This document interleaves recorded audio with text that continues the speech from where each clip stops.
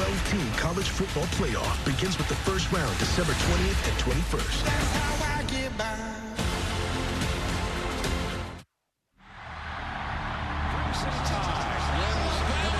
When your standards are high, the noise gets loud. Alabama is an absolute everything around them is because you lose to Vanderbilt, a team that can hit the outside. Alabama's growth has been staggering. The key for the Tide, cancel it out. Keep rolling and finish strong. Good night. Touchdown, Alabama. Tonight, Oklahoma wants to raise its own levels and turn out the Tide. Look out. Get away. This is going crazy. Bama's on a mission. They can turn down everyone else's volume by turning up their own. That's what we do. The Tide and the Sooners on Saturday Night Football.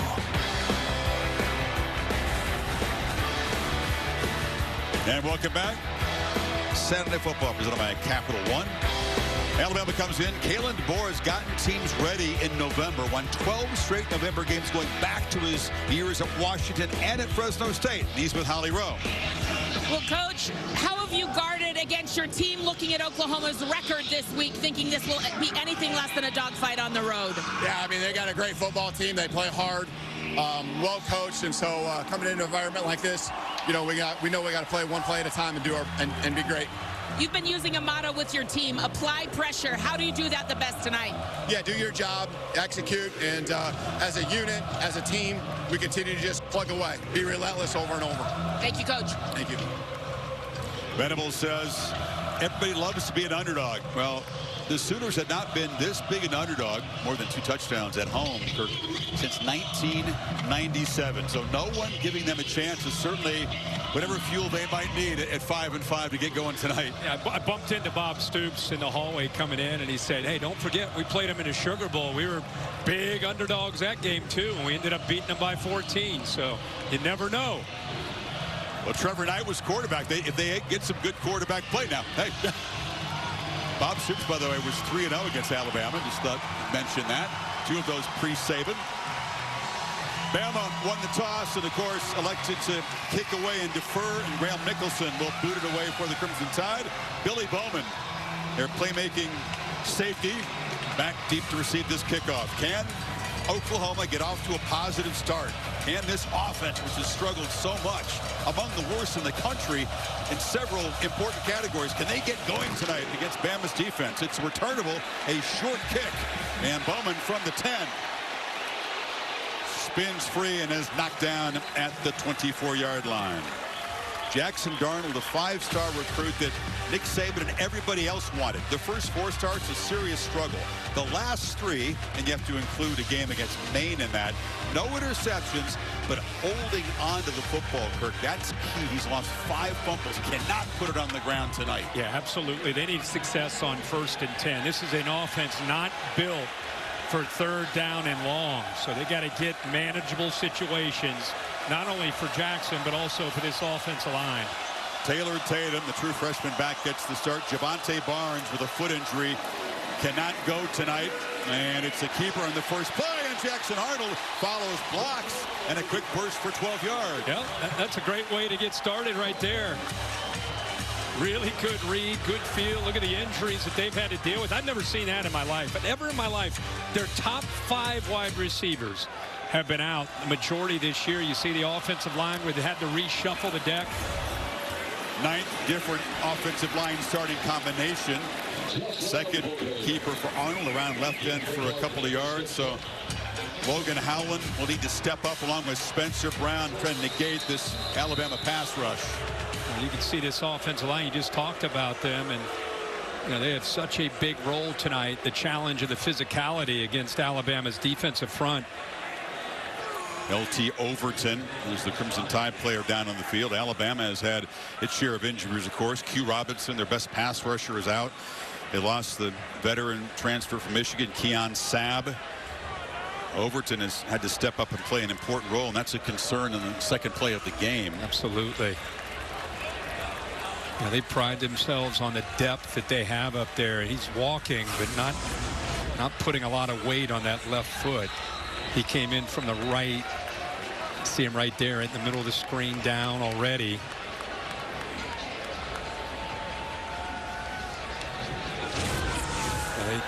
love to rotate and keep them fresh. So let's keep an eye. We'll see how Overton is and if he's able to shake that off and get back out there. So 2 quarterback keepers. Arnold, not known as a prolific running quarterback. He's an effective scrambler, but 2 design runs to start things off here on 2nd and 9. It's an end around, and this is Zion Reagan's true freshman receiver. They'll try to look for guys to create something, anything with the running game tonight. Yeah, I mean, we've mentioned a lot with this offense, and we've seen them a bunch of times and watched them all year. You know, the quarterback situation speaks for itself. Having a new offensive coordinator right in the middle of the year. Seth Luttrell fired. Joe John Finley comes in, also getting help from Kevin Johns, who's more really an analyst, who now right away picks up a whistle mid-season and had to make some adjustments. And it sounds like he's done a good job. Third down's been a problem, Kirk. 23% in their SEC games, and on 3rd and 6, Arnold inaccurate throw to Brennan Thompson, and here comes the punt team. Yeah, like we talked about, 3rd down has been a tough spot, and you'd expect it to be a tough spot when you have so many injuries to receiver and offensive line. Here's just a misfire. So the receiver working inside there, really good inside-outside coverage there. Malachi Moore took away anything, and I think that, you know, he really sensed that, tried to throw it away from 13, and he and the receiver not able to execute there for that 1st down. Luke Elzinga in his 5th year punting. 2nd year here after 3 years at Central Michigan. The lefty boots it away, and Ryan Williams, the talented freshman, will have a chance here. It's a low kick, and Williams makes a couple of guys miss, and then a hard smack at the 25-yard line. And here comes Jalen Milroe. When we saw him in Baton Rouge run for 185 and 4 touchdowns against LSU. Can he again feature the running game against this stout defense tonight? Well, when he gets going with his legs, it's a different ball game. And the losses against Vandy and Tennessee, only 10.5 yards rushing per game. In those wins you're talking about, he's been unstoppable running the football. So they go as far as he gets his running game going. It seems to open up every other aspect of this offense and what Nick Sheridan and Kalen DeBoer try to do. Jam Miller, part of the tailback tandem in the backfield, but it's Milroe, straight keeper, and he ran right into Danny Stutzman, the tackling machine, the man who is the emotional leader and on-field leader of this defense. Boy, that's such a great instincts. You know, this defensive line's going to eat up all the offensive line, the movement, frees up, and he does a good job of just feeling that, working around that block by Dupree. And that's just a great feel of getting downhill there by the middle linebacker.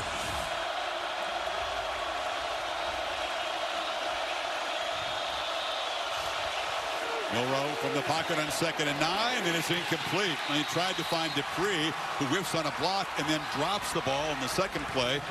Stutzman was in there, and there's a flag down.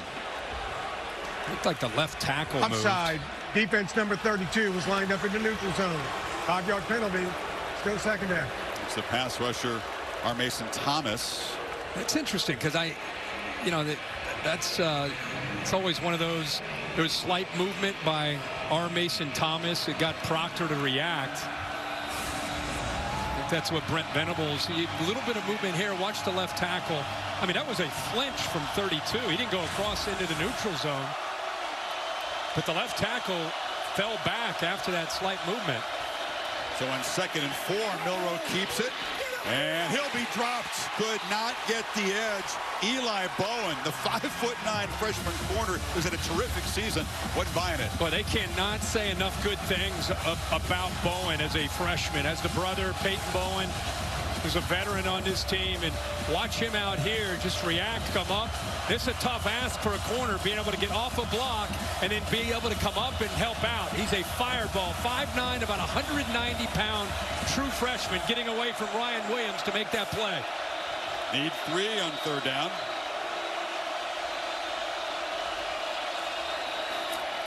And incomplete. So the pass game misfired. It was off the hands of Williams. That's a ragged opening series for Bama, and they'll kick it away. Yeah, good matchup with the 2 true freshmen. Bowen, again, in coverage. Ryan Williams just unable to hold on to that. That ball was thrown on time. He had a condensed formation. All he had to do is secure the ball, and it's a 1st down.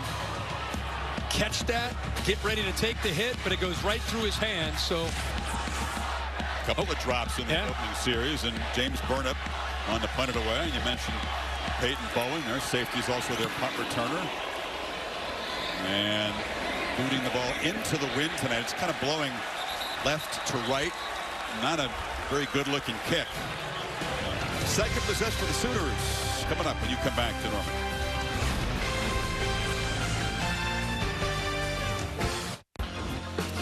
Talked about the struggles of the quarterback position. Jackson Arnold pulled after some turnovers of the game we saw here against Tennessee. Michael Hawkins struggled against Texas, and then back came Arnold against South Carolina. Seth Luttrell fired in October, and Brent Venables will continue the search for a new offensive coordinator, one of the major plot lines in the stretch run here in Norman. Ending up year 3. He talked about, Kirk, his phrase for this was embracing and using the suffering of the season. Yeah. Interesting comment. It was. He's in the middle of a storm right now on so many levels, and he's growing because of it, experiencing it as a head coach, but it's tough to get through to make him better as a head coach. L.T. Overton, by the way, back on the field for Alabama. But there's Xavier Robinson, the young running back. He gives him a spark, runs all the way down to the Bama 35. Oh, you're going to get the counter play. You're going to get the guard pulling around the tight end, but watch the quarterback, watch his head when he goes while slow and developing. See him reading that? You know, he's really patient there on the read and on the ride, looking at that backside defensive end. Now it's Tatum off the left side, tries to get the edge, and he's knocked down after a short gain by Malachi Moore. This offense, you can tell they challenged him this week to meet the physicality of this Alabama front. Linebackers are experienced with Lawson and Campbell. The front's been around, big, strong bodies. And Oklahoma's only chance is they got to get that zone read game going, the RPO game going, and a quarterback run threat has to be on display tonight. To get a 40-yard run this early in the game, surprising. Blitz off the edge. Arnold escapes it, and he'll scramble forward. Comes up about a yard short of the marker. Damani Jackson on the corner blitz couldn't get him. No, but it's a good feel. I mean, I think he does a good job of sensing that this is going to potentially get to him. Nobody picks it up, just steps up. Did not panic. I'll tell you, this guy is a much better athlete than I think people realize. You're right. He's not necessarily a runner, but he is a dual threat. And I think the Oklahoma defense, or the Alabama defense, as this game goes on, they're going to be more and more aware of his ability to create because they're going to have to stop him. With all these injuries, that really, his legs are a big factor. Need 2 on 3rd down. Tatum smacked down, lost the ball. Fumbles have been a huge problem all season. Deontay Lawson recovers that, but exactly what has been sort of the nightmare for this team. That's the 14th fumble loss. Yeah, and how about Bray Hubbard?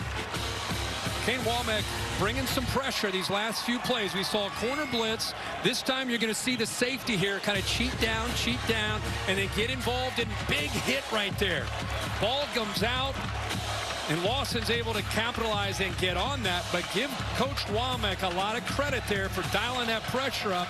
Nobody picks up Hubbard. He comes free off the edge, and the ball comes out with a big hit against a true freshman. That's 25 takeaways now on the year. That's the 3rd most in the country. Exactly. You get a team that's great at creating fumbles, and one that has lost more fumbles than anybody in the country. And now Bama possession number 2 from the 21. Milroe on the run and flips it incomplete. Williams was running across there. R. Mason Thomas was chasing the quarterback. There's a couple of flags down on the field.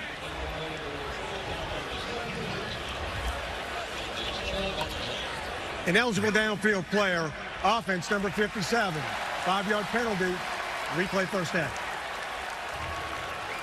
Looks like right tackle Elijah Pritchard.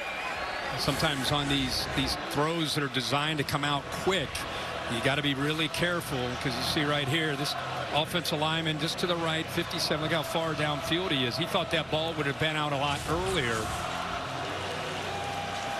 Oklahoma defense trying to make a play here. That was a deflating fumble after a promising start for the Sooner offense, and all season long they've leaned on this defense to keep them close in games. Milroe has time from the pocket. Incomplete. That was, again, intended for Williams. Bounced off the umpire. Well, you're right, and we talked about, really anybody's talked about this game all week, knew that this is the matchup, this side of the football. There it is. Umpire, be ready. Bang, off that left arm. We knew coming in, you're right. In the field position, this is what you want if you're Oklahoma. Try to get, not that you wanted a turnover, but you're trying to keep Milroe in this offense behind the sticks and deep in their own territory, and that's what they got here. It's Loud on 2nd and 15. Milroe took a peek, takes off, and you can tell this Sooner defense all over him. Ethan Downs was there, and Milroe hasn't had any room to run so far. Chris, that's what I think you expect from the defensive ends. You can't get upfield. You got to be more concerned about the potential of what he can do if he takes off. So you got to be ready for him to try to escape by stepping up. Really good feel and awareness by the veteran Downs that time with his eyes on Milroe. So when he stepped up, he was in position to make the play. Justice Haynes is the back on 3rd and 16.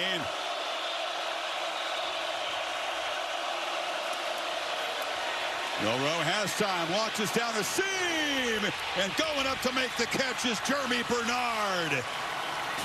And just like that, Bama's offense gets a spark. What a job by this offensive line. Watch this. Watch the safety. I'm not really sure what he's thinking as this ball gets worked downfield. He goes playing a little robber. It goes over top of his head. Linebacker tried to get back to the middle of the field. That looked like Campbell, who was working back. That ball was thrown on a line. And what a job by Bernard to climb the ladder to make that critical catch there on 3rd down and long. Followed DeBoer from Washington, 36th catch of the season. Haynes up the middle. Those downfield shots were a big part of Bama's early success. Remember the Georgia game? Bombs away. Yeah. But they've really dropped off in recent weeks. They want to get that going tonight for the stretch run. And yeah, I think it's a little bit of a catch-22 because they go, when Jalen Milroe, the LSU game, they didn't need those big plays downfield because they got his legs going in the running game. But I think it's a combination of the two. It's a feel, getting him running, and then finding ability to hit those shots downfield. And tonight, that's an Oklahoma defense, as good as they are. That's the area where they've really had issues, is defending those vertical shots. Strong arm, throws a very tight spiral. He spun it right into that headwind tonight. An accurate throw. And they'll keep it on the ground and get the first down. Yeah, boy, there are times when he's back in that pocket. He looks like he's made to throw from the pocket. There's other times where he's a little indecisive. It's really about him just kind of, like a lot of guys, just getting into that flow, getting into a rhythm. You know, he talked about this week, we got to get into a rhythm, and we heard Oklahoma, and Brent Venables must have said, we can't let him get into that rhythm. I don't know how many times he said that. They're going to do everything they can to make him indecisive and uncomfortable.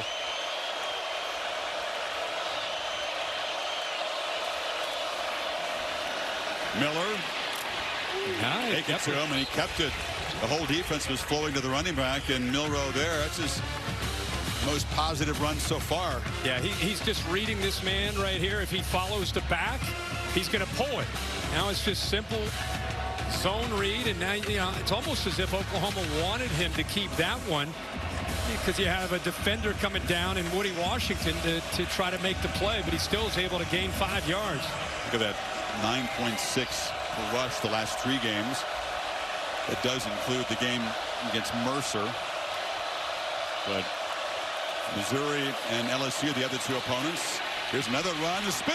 Milroe trying to get free. Actually has to run backwards. It is dropped by Robert Spears Jennings. Retreated a little bit after spinning to some space. Well, that's called gang tackling. That's called leveraging the football.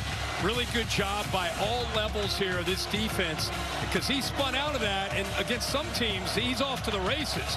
But look at the discipline of this team, and look how they're all running to the ball to take him away. That's 5 times he's run the football tonight and only 2 yards rushing. They are locked in to take him and his legs away from this offense. The safeties, Spears Jennings and Bowman, part of the strength of this defense. Stout up the middle with Stutzman, and then those 2 safeties behind him. On 3rd and 10, Milroe from the pocket again delivers downfield, and this is Ryan Williams still running. Williams will score. An electric 41-yard touchdown with a brilliant freshman. He is hard to get down. He sure is. He's right here on the inside of this bunch formation. Look at the coverage across from it, the AT&T clicker. That is really tough to do when he gets a free release off the line of scrimmage with the speed that he has. He separates. Milroe sees him. Now you get him the ball in his hands, and now he's got the physical ability close there to stepping out of bounds. We're probably going to take a peek to see if, in fact, he did. But he separates, and he's not done, as we saw against Georgia. Yeah, he stepped out. He's going to be out of bounds. Bill LeMonnier with us in the booth and for the stretch run. That right shoe did appear to be on the paint, Bill. He did step out of bounds. Tough one for the official to see with the action at the side, but replay's got a good view. Reverse it, bring it back to that spot. Chris, I'll tell you, for a guy that's 175 pounds, I mean, the fun just begins when he catches the ball. I mean, he can go downfield and make that great catch, but the Georgia game, the body control, the strength, you know, he does so much, but again, it's going to come back, but he's just different. He is. After video review, the runner stepped out of bounds at the 11-yard line. It'll be 1st and 10 at the 11. Leapt and made the catch, spun around, the two dogs collided, and he ran into the end zone. He is so exceptional body control. Yeah, the body control, the speed. I mean, and you got to give Brent Venables some credit for saying, we're going to have to leave guys out on islands. And we feel like we can match up. You're going to win some, you're going to lose some. It's really, when you do that, it's about the pass rush.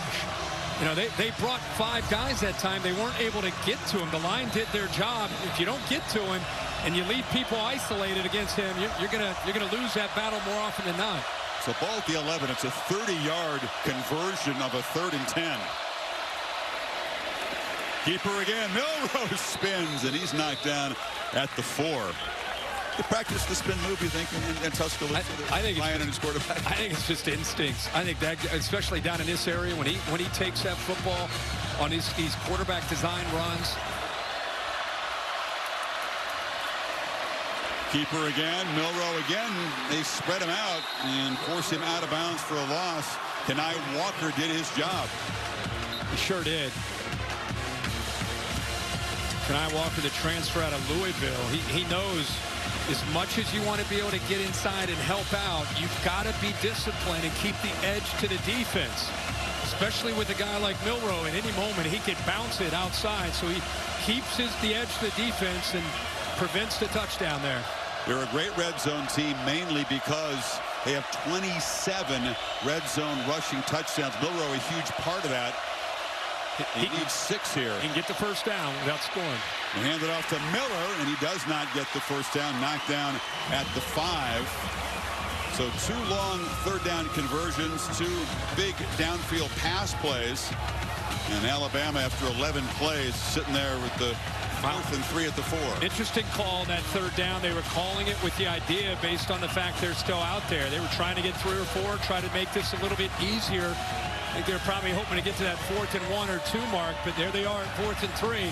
Surprised he's not taking the 3 here? Not necessarily, because I think the confidence that they have in their own defense, if you don't make it, you still make this offense from Oklahoma have to go a long way. 2 tight ends. Play clock was winding down, and DeBoer will spend the timeout to make sure they get the call right. That's an aggressive call. It is. We'll see if the Sooners can come up with a 4th down. Well, one further review. They're going to attempt the field goal. Graham Nicholson won the Groza Award at Miami of Ohio. This is only his 8th field goal attempt of the season. They don't kick a lot of field goals. No. But DeBoer deciding to jump in front here after a 12-play, 75-yard drive. This is a chip shot from 22. Going to reset. I get the theory that if you don't make it, your defense is pinned a struggling offense back there. But at the other hand, you have a chance to go up on a struggling offense by taking the 3. Go either way. Going to take the 3.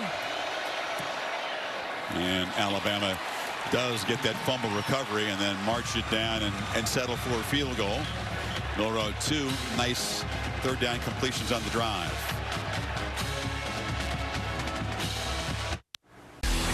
Among the postseason meetings, the Sugar Bowl after the 2013 season. A.J. McCarron, last snap for Bama. It's the old scoop and score. 45-31 OU. It was a shocker. Bama was number 3. Number 3 in the country. They go down. from the beginning of that game, that Oklahoma team with Bob Stoops, they played with a big chip on their shoulder. They were there to show. Remember all the SEC build-up? Oh, yeah. He built that up pre-game, post-game. You can't play with the SEC, huh? We'll see. We'll see. That was the last year before the CFP arrived.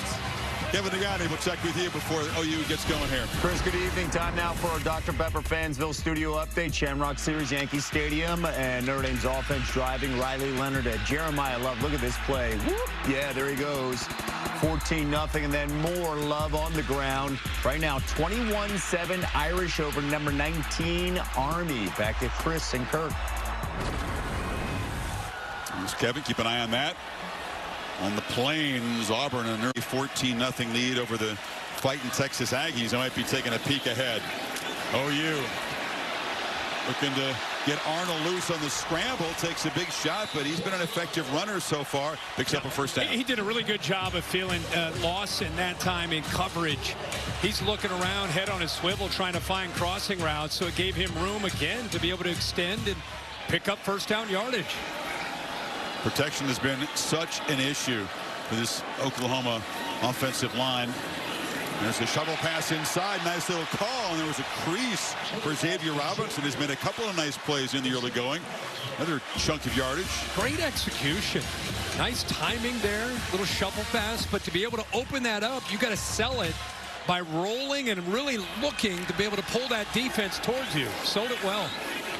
Slow development play off the play fake, and they check it down. Robinson's a guy that spent the first half of the year on the scout team, taking his lumps from this rugged defense, and has earned his right to come in and make a contribution late in the year. Yeah, and the rest of the roster sees things like that. You know, they see a guy paying his dues, he gets some injuries, guys doing the right thing down on the scout team, and he's rewarded for it. It's great to see him get an opportunity.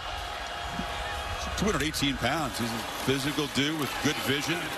Arnold again, keeper, Jackson Arnold in the secondary. It's a sprint, and they finally tackle him at the 22. Malachi Moore saved the touchdown, but OU's offense showing life. 28 yards. Watch the little block here on the inside here by Sharp. He just gets behind him, gives him that extra man. He picks up the safety.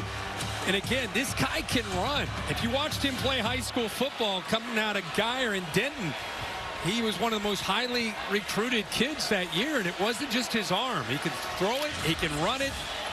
Defenses have got to be aware of that, and again, he's reminding this Alabama defense that that's a big part of the attack tonight. Two-back look, and it's Gavin Sawchuk, a guy who's struggled with injuries so much, part of this running back by committee. Not much there. He's missed the last 3 games.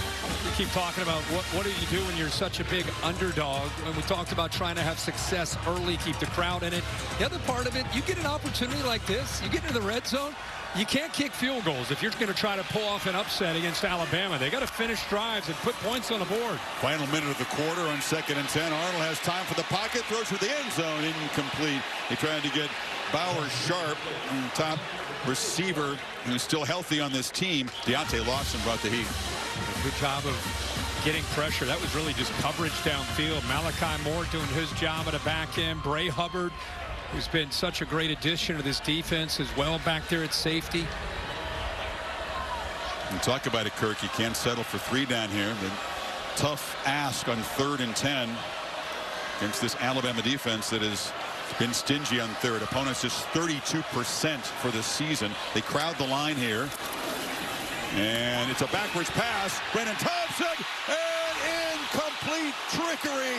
Everything but the final piece of business as Bauer Sharp got his hands on Brennan Thompson's pass. Well, they brought the house. Everybody is on the blitz, and it's watch how quick the shortstop. Oh, look at that quick throw, like that shortstop throw. It's a lateral. Alabama man-to-man. Both the defenders come up to defend this play. Nobody back on the back end. It's exactly the way you would design it, and Sharp just unable to bring that one in for the touchdown. It's catchable, but boy, put the ball anywhere out there, and it's a touchdown. Oh, yeah. So 39-yard attempt, and a line drive kick is no good. Zach Schmidt comes in and misses for the first time this season. 2 good drives from the Sooners, nothing to show for it so far. You almost can't make it up, right? I mean, it's when it's one of those years, it's one of those years. Snapping a hole pretty good. He just misses the kick. Doesn't really hit it clean at all, obviously.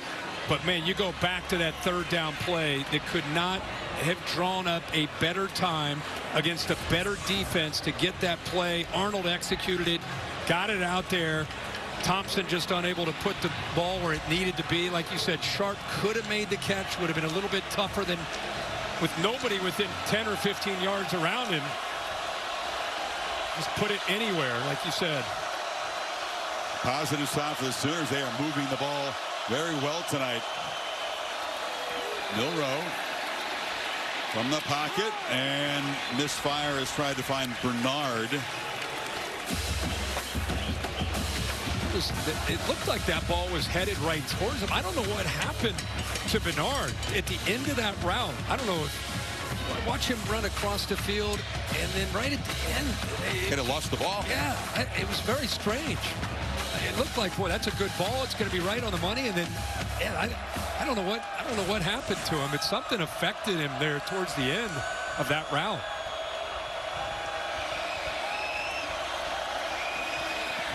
Bootleg and flipped to Williams for about a 3-yard loss. Holly? Guys, the lights in the corners of these stadiums are very bright. I did see some of the Alabama punt returners in pregame warm-up struggling to read the ball off these lights. Not sure if that's what happened there, but he definitely put his hands up, thought the ball was there before it got there. Yeah, I guess, Holly, that's all it could be. I didn't realize the lights were an issue, but it looked like he was either bracing for a hit or, like you said, he was kind of guessing where the ball might be. But yeah, he did. He just pointed up to the lights. So you're all over it, Holly. I appreciate that report, because I thought the execution, everything looked like it seemed to be in sync there.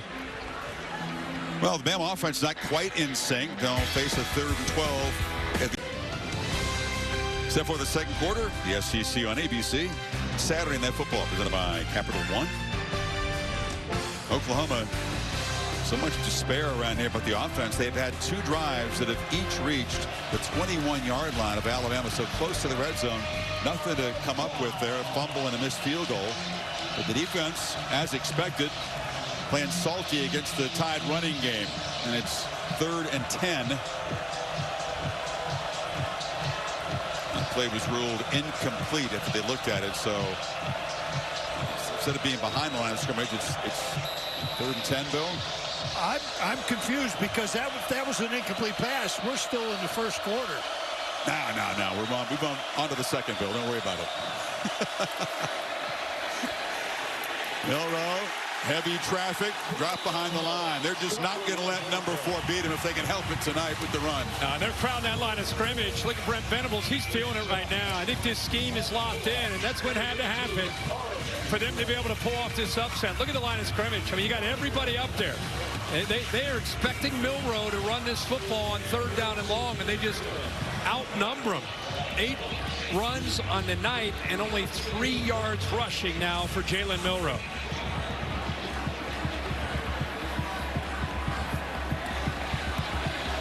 Last road game, you recall how unstoppable he was in Baton Rouge. Burnip on the run, boots it away. Not a particularly good punt again. And Bowen drifts back and makes a fair catch, and Oklahoma had pretty good field position for this possession. Holly? Some good defensive performances. You can feel the juice for this Oklahoma defense. Danny Stutzman, this senior, starting his 36th career game tonight, told us this week, we've had a great attitude. I have not taken a rep off. I haven't taken a lift off. I've watched film every day, because if I don't do it, the young guys see that that's the standard. I'm setting the standard. We're setting the standard. And the coaches said they had their best practice of the year on Thursday. These guys are still locked in despite the disappointing season. You like football or any sport, you have to respect Stutzman. I've given my all to OU every practice, every game in that long career that you described. Xavier Robinson, again, the true freshman off the left side, flag down. Jahad Campbell made the stop. Wayne Winkler in charge of this SEC crew tonight. There is no foul on the play, 2nd down. Interesting to hear Holly say that. I've been so impressed around the country. You wonder about this new era that we're in with NIL and transfer portal and teams when they have, quote-unquote, something to play for, whether it's a championship or the playoff. Oh, teams and players are going to be engaged, but once they get out of it, they're going to lose the team. Here's an example, Oklahoma, the way they're playing tonight, this team is still engaged. Holly just told you, best practice they've had all year, despite their record. We see it down in Gainesville. Great to see these coaches doing good work off the radar a bit to try to keep these guys still feeling like we're a football team. Yeah. We play for each other. It's what we do. We compete. You lift weights all year. You get so many times to go out and play a game. Let's go out there and play for each other, you know, and play for some pride. And it's fired up here, Coach. No, I'm just saying it's good to see it still exists in this current era of the sport. A few of the old-fashioned things still do exist. Arnold off the keeper there, sets up a 3rd and 6.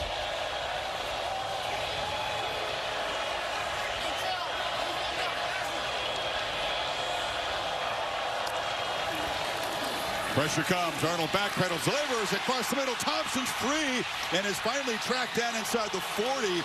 But a quick crossing route picks up 19 and a first down.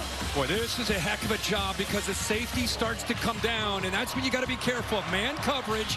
And look how the safety's just a step or two short in reading the quarterback and coming down to help out with man coverage with Damani Jackson. He's supposed to be helping kind of take that away. The corner had outside leverage. He needs his safety to get down a little quicker. Little tempo here. Robinson cuts it back, has a little crease, and he's knocked down after another first down here at the 27. Got 13 more. Boy, we got a guy down. It looks like Thompson, who just had the big catch. Well, just what they need. All the injuries they've had at wide receiver, and now another one goes down. Oh, you can't be serious. Please tell me another Oklahoma receiver has not gotten seriously injured. Yeah, there he is, making an attempt to block. That bent back that right leg, clutching at the ankle. Incredible the number of guys on this team that have gone down hurt. We'll step aside. I leave it. The Sooner injury list is just staggering. Talked about the receiver position as Brennan Thompson is helped off. And that left ankle appears to be the problem. But Nick Anderson was the star receiver a year ago. He really hasn't been available all season.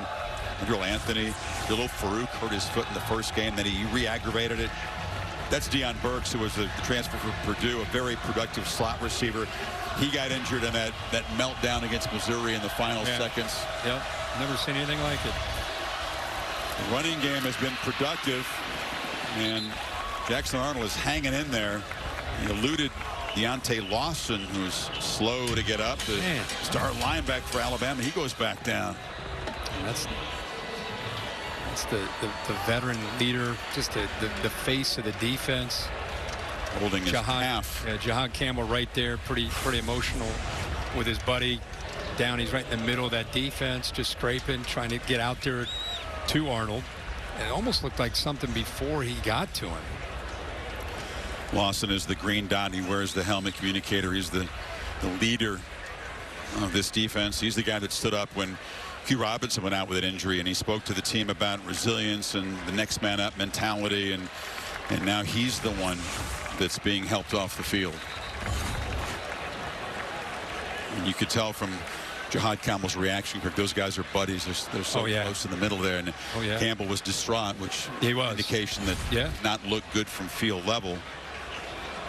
And they're going to take him over to the sideline, and you wonder if they're going to immediately take him down into the locker room the way they did Thompson from Oklahoma. You know, if you're an Alabama fan, you're very, very curious to see what's going on with the captain of that defense as Justin Jefferson comes into the game to play next to Campbell now in the middle of that defense. Jefferson is senior, transferred from Pearl River Community College in Mississippi, but a huge gap in experience and productivity now with Jefferson in for Lawson. 2nd and 10.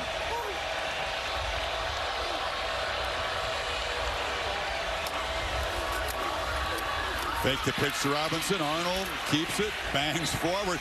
This kid's powerful. A 210-pound quarterback that is not afraid to lower his shoulder. This offense right now, I mean, they're averaging close to almost 10 yards a carry. Think about that. Against Alabama's defense, a couple runs over 25 yards. offensive line's doing a heck of a job helping out. 3rd and 2 keeper. Arnold lowers that shoulder and pick up first down yardage. He collided with Devontae Smith. Well, let's see, the running in right near the marker. I thought I saw it live. It was enough for the first, but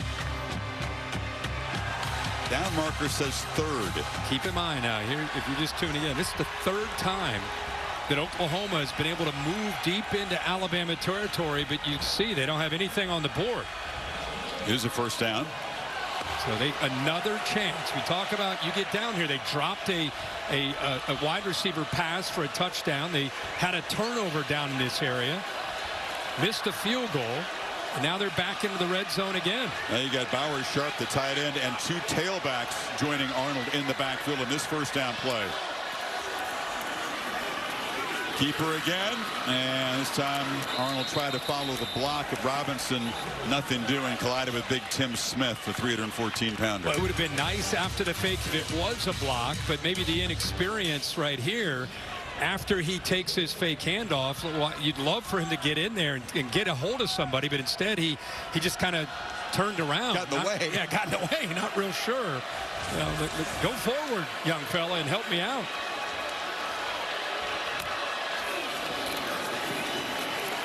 Arnold escapes again and is knocked down after a 2-yard gain on the scramble. It'll be 3rd and long. Campbell made the tackle. Holly?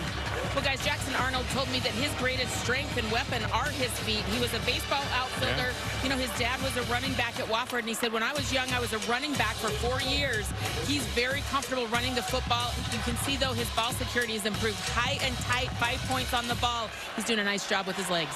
Yeah, he looks like a baseball player. You could see that quick delivery when they tried that trick play with wide receiver to get it out there quick against a blitz.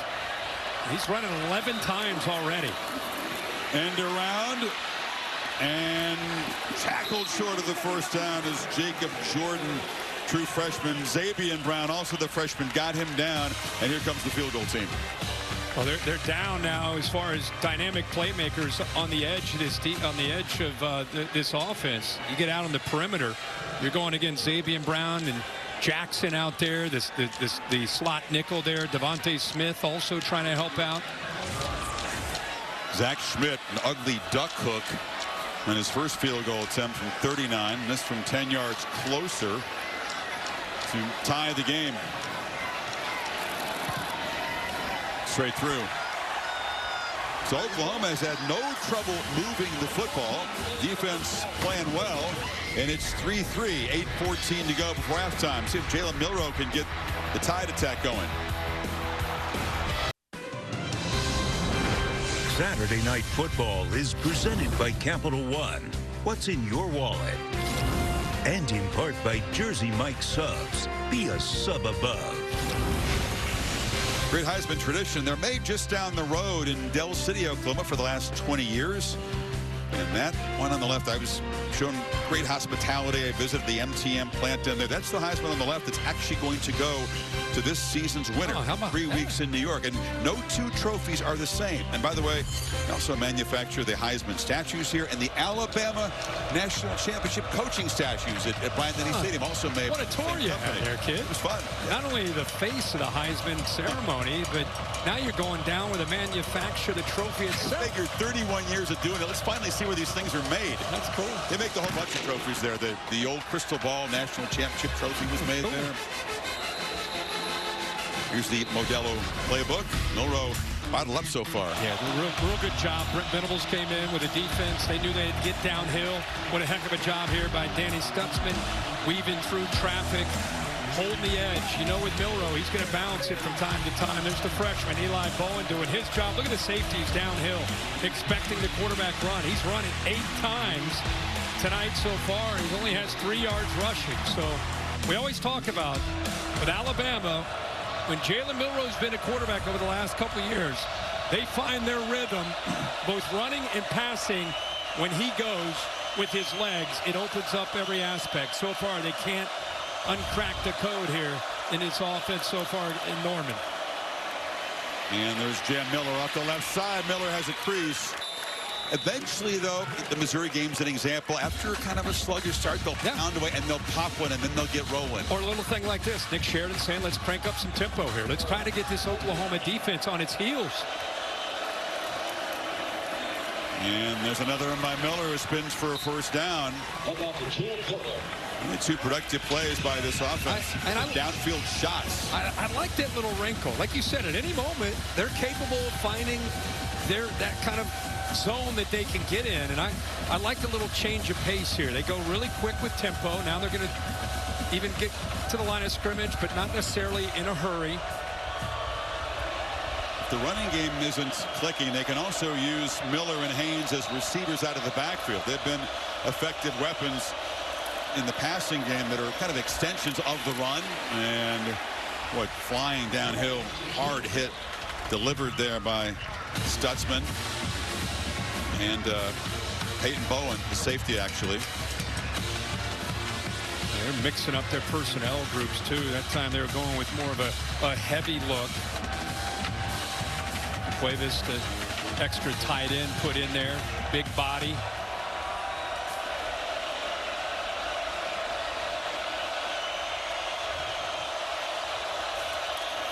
Second and 8. Milroe again has to dodge pressure, and he'll be brought down behind the line by Ethan Downs. They're swarming number 4.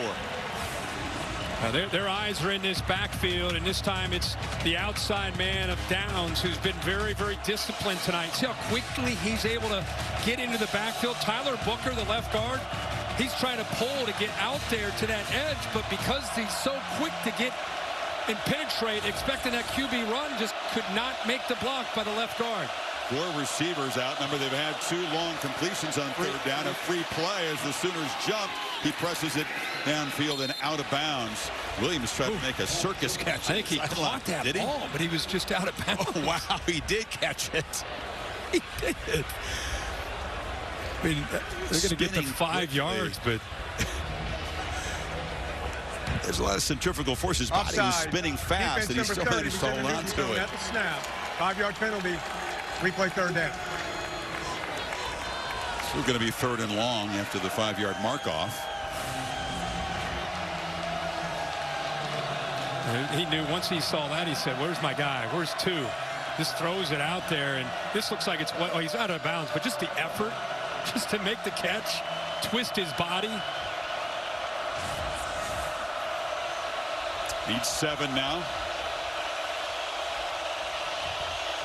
Williams in motion. He's stacked to the left. 3 receivers there. Milroe's looking that direction. Short throw across the middle. Tough start for C.J. Dupree. He's become a part of this offense. Couldn't hold on again, and it's 4th down. Well, this defense is just really seeing these concepts. That was a mesh route underneath, maybe expecting man coverage. Ball goes right off of his hands. Unable to secure it, but the safety's doing a good job of passing off those crossers and making it not necessarily so easy, but that was just a drop that time. Milroe just 2 for 7, and there's 2 long plays from the completions and about 3 drops so far in this Alabama offense. So Burnip not punting to his usual standard so far tonight. Will try to pin the Sooners back. That is ugly. That a hideous boot off the side of the foot. Karam's out of bounds at the 36. What's going on? It's a very reliable punter usually. The Aussie with the shank, and it's just 23 yards. 3-3 midway second quarter. Chick-fil-A move on the field. How about a stunner on the plains right now, Boog? Auburn's offense, 3 touchdowns to start. No doubt. I love what Peyton Thorne is doing, throwing the ball. That's an easy touchdown there. Kirk picked Auburn this morning on game day. Tigers up 21-7 against A&M. Back to you, Chris. Did you pick Auburn? I did. If you're wondering, kind of a part of a reverse psychology type of pick for next week's Texas A&M game, but turns out it's on the right side. Game day headed there as well. We'll be there on Saturday night. Aggies, even if they do fail to come back against Auburn, would still go to the SEC championship if they can knock off Texas. Holly, what do you have? Well, guys, Deontay Lawson, the do-everything linebacker for Alabama, has been taken to the locker room and is questionable to return with a leg injury. It's a huge deal. He's the green dot. So Justin Jefferson, a second-year player in the program, will have the green dot now. The drop-off is big. Deontay sets everything up. On the right edge, Robinson, broke free there. And he's a couple yards short of the marker. We saw Chuck Nice blocked out there on the outside of the edge. Sharp as well. They continue to run the football. And now, as Holly just mentioned, Lawson, such a big loss, not just for filling gaps and helping this defense against the run, but as a green dot, a communicator, a guy that's played so much football. Significant loss for Alabama. Not just tonight. You start to think about the Iron Bowl. You start to think about beyond that. Hopefully he'll be all right. Third down handoff up the middle, and they move to 6 again. It's an offense that averages 149 rushing per game. They've already exceeded that against Alabama with 4 minutes to go in the half. Yeah, and a big part of that is, of course, we got to talk about Jackson Arnold, but also, who would have ever thought this offensive line, with all the injuries they've had, trying to build continuity, would have this kind of success?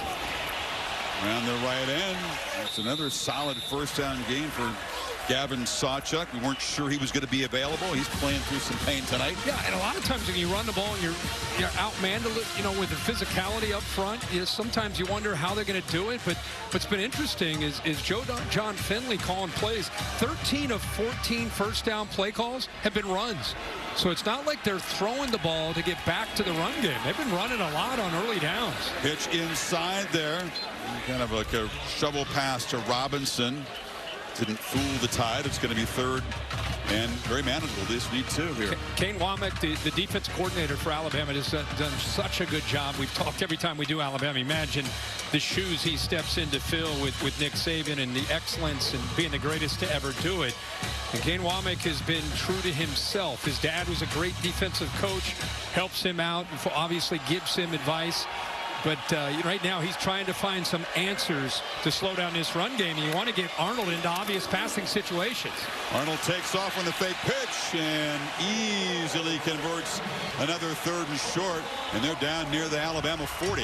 His legs, very clear that they came into this plan thinking, let's use his legs in a different way than you would with Michael Hawkins. It's more about him having that ability to lower his shoulder and give you some tough yards, get the eyes of that defense concerned with that threat, and then go to other areas where you create some matchup advantages. Arnold this time from the pocket on the scramble. It's going to be the 13th rushing play of the night. Obviously not a design call there. Yeah, but again, plays like that, right? I mean, when you have that athletic ability and the defense is going to lose their edge, that's one thing with Rushaw. He's a tremendous athlete, but that time peeking into the backfield, he just doesn't do a good job of setting the edge. Then eventually it's the backup Justin Jefferson in for Deontay Lawson, who has to chase him out of bounds. Rushaw was playing coverage. There was nobody out in the pattern. He didn't close down the quarterback at all.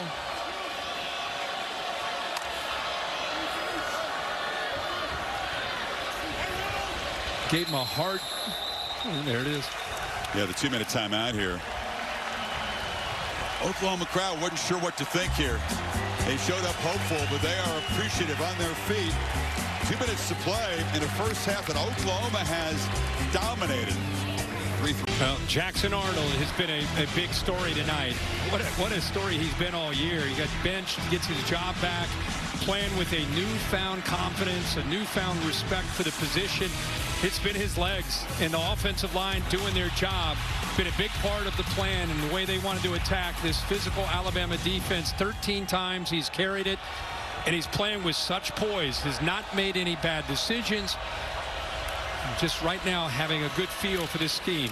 Pitch it inside, and that's about the third time they've tried kind of that shovel pass action. And that was Jake Roberts, the tight end, knocked down by Rushaw just short of the marker. And the reason you see that is the defense reacts so quickly to that outside threat of a run that it opens up because of the way that defense reacts. If you can get it underneath of that shovel pass, there's a crease in there with that backside guard pulling. So they keep trying to go back to that to try to hit that crease and get vertical. Bama defense will have to do without Deontay Lawson. Their leader is done for the night, we're told, after walking slowly to the locker room to have his leg checked out. This is Xavier Robinson. It's another easy conversion on a 3rd and short. And they've got another first down inside the 30. It's the 4th drive into Alabama territory. They've had 20 plays now where they've been calling plays on the plus side, compared to Alabama, only 7 on the night, and yet here we are still in a 3-3 game. They've controlled the football. This is not a team that typically wins the time of possession battle. Off the play fake, Arnold tried to escape. John Campbell was close to grabbing a face mask. Arnold got away and battled back near the line of scrimmage. Yeah, linebacker blitz, you're right. Jefferson, he comes on a blitz. He gets picked up by Robinson initially, but works through it and then throws that left hand and almost did get a hold of that face mask. Look how close he came. I mean, he grazed it. Fans now seeing that view. I don't think he grabbed onto it. Shake of the head from Bill LeMonnier to my left over here. Yeah, you have to actually clutch it and pull it, make a move on it. Justin Jefferson really having to step up. What a responsibility to have that green dot that Deontay Lawson so effectively wore. Check in with Kevin as they set up for this 2nd down play. Chris, Capital One halftime report minutes away. A day filled with surprises and upsets, and there's one brewing on the Plains. Highlights coming your way. Speaking of surprises, this score 3-3 in Oklahoma driving. Really good job by the Oklahoma defense. They're taking away Jalen Milroe's legs, forcing him to be a passer. Not that he can't, but so far tonight he's struggling. We'll explain why Tennessee is the biggest winner so far this weekend. Back to you, Chris and Kirk. It's quite a convoluted stretch run. Those spots in the SEC championship game. Look forward to halftime. 51 seconds to go. And what has been a pretty surprising and impressive opening half for the 2-touchdown underdogs. Robinson's the back. They snap it at 1, and keeper Arnold gets a little help on the edge and scoots out inside the 20. He's up near 100 yards. He got 12 more that time. Yeah, usually when you commit, he's reading this man, and when you commit that fast, usually you have a scraped linebacker to take the quarterback because the quarterback's going to keep it. Nobody's there. I'm shocked that with that kind of collapse down on the running back, you don't have anybody to account for Arnold. Pancake block on the edge, sprung him. Around the end, Robinson shakes a tackle. Xavier Robinson headed to the pylon, dives, lost the ball. They signal touchdown. 18 yards, and Oklahoma has taken the lead here. They'll make sure that ball broke the plane before it came out of his hand. That's there. It. That left hand has a hold of the football as long as he broke the plane, securing the ball. Because it goes through the end zone. He's good right there. Right there, it's secure. Then it comes out of his hand, which would have been a touchback. You can see clearly he has it. It was really close, but he does have possession of that football for the touchdown. And I'll tell you, what's becoming a story is not just Jackson Arnold, the job he's doing tonight, managing this offense, but it's the entire offensive unit. And we got to talk about this offensive line, the much maligned offensive line. They now have 205 yards rushing in the first half, averaging 7.1 yards a carry against Alabama. Remember, Xavier Robinson is the guy that began on the scout team and played the first half, just kind of running the opponent's plays. A thankless job. Scores a touchdown against Alabama to put Oklahoma up in the final minute of the quarter. Well, I thought he might be tackled by Keenan. Watch him initially right there. Keenan had a hold of him, but nobody's out there on the edge of that defense. They continue to get on the perimeter of the defense with success. We've seen Arnold get out there, and now we're seeing Robinson. Once he broke containment, you just wonder how much of not having Lawson, making sure everybody's in position, making sure the edges are protected, how much that might be affecting that defense. You can see the ball. There's the hand. There's the thumb. So that's a risky play. Yeah, it really is. The way Oklahoma's season's gone, more lost fumbles than anybody. You just hold your breath when he stretched that ball out there. Just kept the grip on it long enough. And that's a split second between cross the plane and drop it. Well, the big adjustment I see for Alabama, besides getting more physical and taking a quarterback run away, is they got to secure the edges of the defense. Got to force Oklahoma to run between the tackles. They're getting outside too easy. And Bama's run just 22 plays tonight, just 94 total yards as The Sooners going to shock the nation here tonight. Monday Night Football. The Harbaughs, John and the Ravens, Jim and the Chargers. Oh, that would be awesome. Monday Night Countdown at 6 o'clock. And the ball game's at 8 on ESPN, ABC. That's awesome. That's great. Thanksgiving weekend out there. Doesn't it look like Jim Harbaugh, from the last time he was with the 49ers, then he goes to Michigan, now he's back in the NFL. He's so much more relaxed compared to when he was coaching with the 49ers. He just looks like he's having a ball, and the team's really responded to his leadership. That'll be a fun one Monday night. Wow. Milroe, the Zion run, takes off. Look out. Flag comes out in the holding zone. Nothing going right for Alabama's offense. Yeah, it's on 72 in the middle there. The center, Parker Brailsford. Holding. Offense number 72. 10-yard penalty. Replay first down. He's the cerebral leader of that offensive line. An excellent player, having a great year.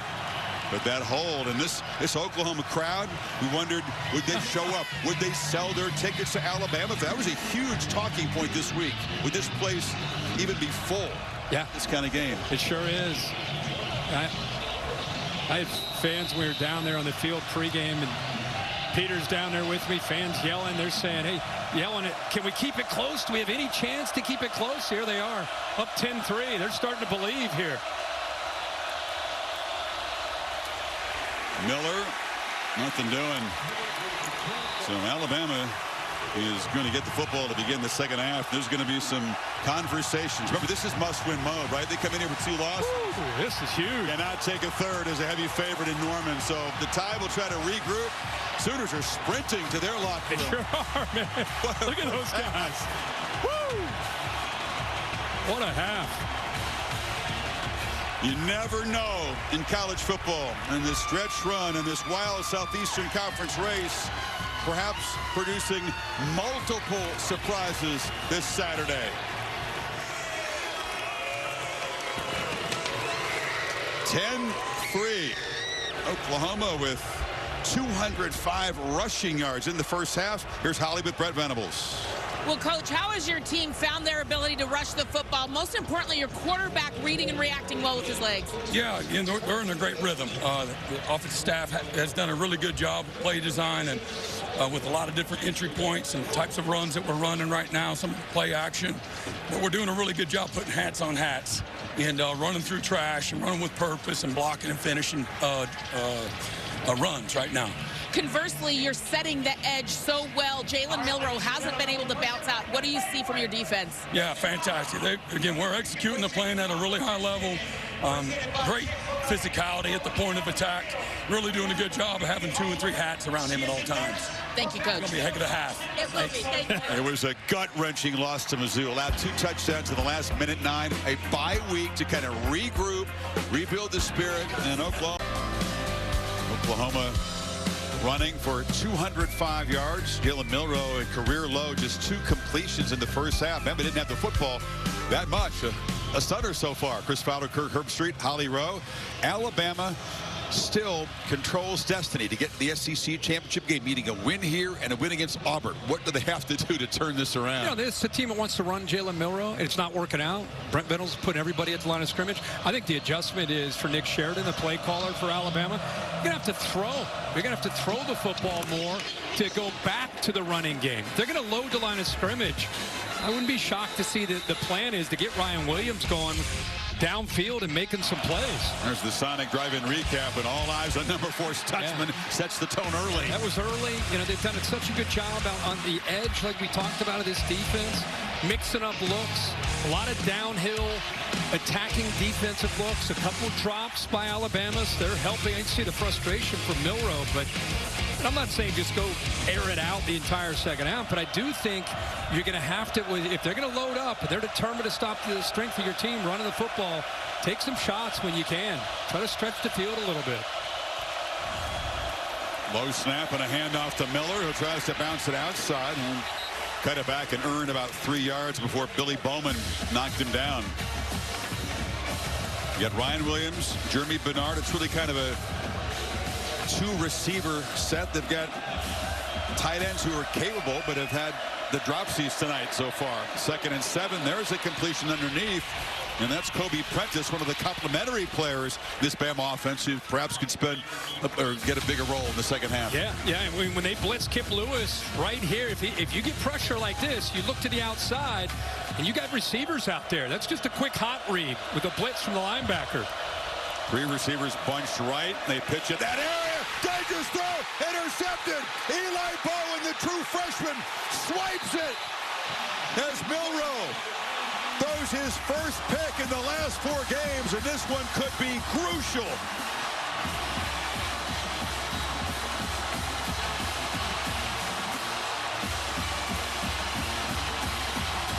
Well, that is all the true freshman, Eli Bowen. From the entire beginning, he knew what they were looking for. Look at him looking around. You got 3 receivers. It's showing you 2. They got 3 receivers. They think they've got numbers. He jumped that route, and by jumping the route, he put himself in position to be able to come up with that acrobat interception. But look at this. He got around with a really poor effort by Kobe Prentice.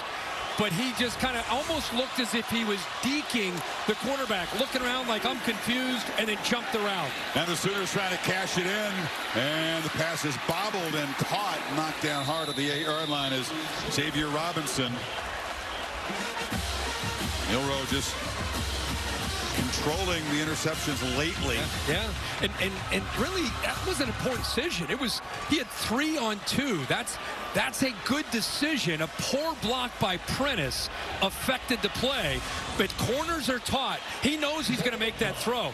Anytime he sees 3 on 2, he knows the quarterback's taught to throw it out there, and he jumped it. Great natural reaction by a true freshman corner. 2nd and 5, slant, caught. It'll be 1st and goal. And all of a sudden change defense. The Tide trying to make a stop to avoid going down 2 scores here. And, we've been seeing him run the football. Now you see the accurate arm with Jackson Arnold. Just cannot say enough about this guy and this offense and how different it looks from the games we've called in the past. You got to give Joe John Finley and Kevin Johns the scheme that they put together. Give them a lot of credit. Jackson Arnold, the offensive line, all of it. It's not just the execution and what we're seeing. It's just everybody pulling together here. 1st and goal. Arnold keeps it, fights, and is stopped about a yard short of the goal line. Jihad Campbell wouldn't let him in. Malachi Moore helped out as well. Side of the left guard, tight end, Bowers sharp. They're going to go fast here. Line up, and Robinson slams down. No signal yet. He is stopped short.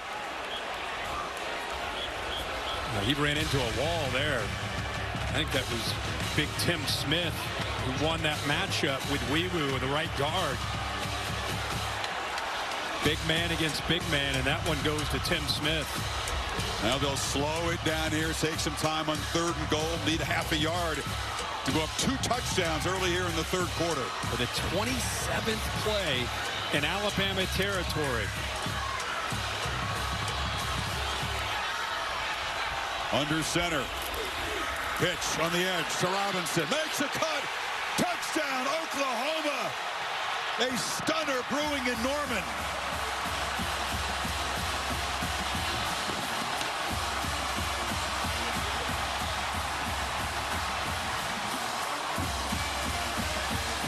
And they make Milroe pay for that interception.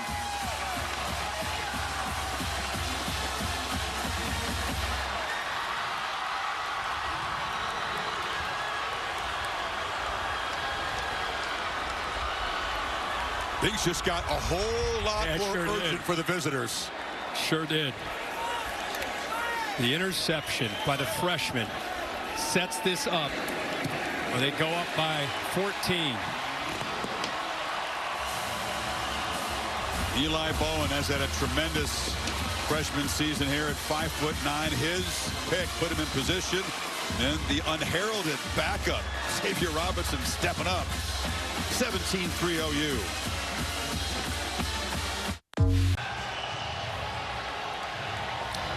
let's take a peek at this, Chris, because I think the formation may have affected some of the communication here on this touchdown. Watch Malachi Moore and the confusion. They're just making sure everybody's on the same page. Remember, Deontay Lawson not in there. They react to the motion. Now you get a hat on the outside. Logan Howland, the left tackle, makes a nice block. So really good execution that time and a well-designed play. But Alabama, with that little wrinkle with the formation, just not quite able to get out on the edge of that defense. What do you say, Holly? Well, talking to Kalen DeBoer at the half, Deontay Lawson being out is a huge deal for this Alabama team. Not only does he call the plays, the green dot guy, but he is the calming presence on this defense as well as one of their leading tacklers. I did just hear Kalen DeBoer come over and talk to Jalen Milroe in the offense, though, and say, guys, we've got plenty of time, one play at a time, trying to escape this sense of panic that might be rising with the score, and just calm down right now and play some good football. Good advice. Let's see if they can put that into action here. Milroe has already been frustrated before that interception. Now we'll try to take off in a scramble. Late pump fake. He gets around tackler there and is forced out of bounds. Holly, I don't know if you can respond to this, but wind in the pregame was very noticeable. I don't know what it feels like down on that field, if it's an issue at all for either of these offenses. Okay. It is windy, and they're going into the wind right now. It's against Jalen Milroe's face. Okay. There's a handoff up the middle and knocked down near the marker. And it's Justice Haynes. Obviously, we talked about the strong arm. It's not like he can't throw the ball into the wind. No. Two big plays in the first quarter were into the wind. Yep. But it's not an easy night to throw the football. Really all across the country with that front moving through the Midwest. Last couple days, in fact. Look at you all over the weather. I'm impressed. Is that a low pressure thing going on, or what do we got? No, usually I'm in charge of humidity. Now, a little sideways hop by Miller. And the dew get for the first down. Dew point's a big one. Low dew point tonight. I love that. Should have been here Thursday. It was frigid. Really? Yes. Yeah, you never know what you're going to get here, right? In November. You could get some sideways freezing rain. We've had that before. This game day. We've been here. Well, Alabama hasn't overcome a 14-point deficit to win in 6 seasons. We'll have to do it tonight. This would be a very, very damaging loss. Miller looking a lot more like the team, by the way, that lost in Nashville and Knoxville, and not the one that went to Baton Rouge and gave a knockout punch in the first round to LSU. That's fair. And it's been that kind of season for Alabama. There are moments where you look at them and you say, this team can play with anybody in the country. And then there are moments like you just talked about, the Vanderbilt game and others, where they're just not quite clicking. They're going to have to find it if they're going to come back and win this game. You said a common denominator in those two losses. Milroe absolutely bottled up as a runner, as he has been so far tonight.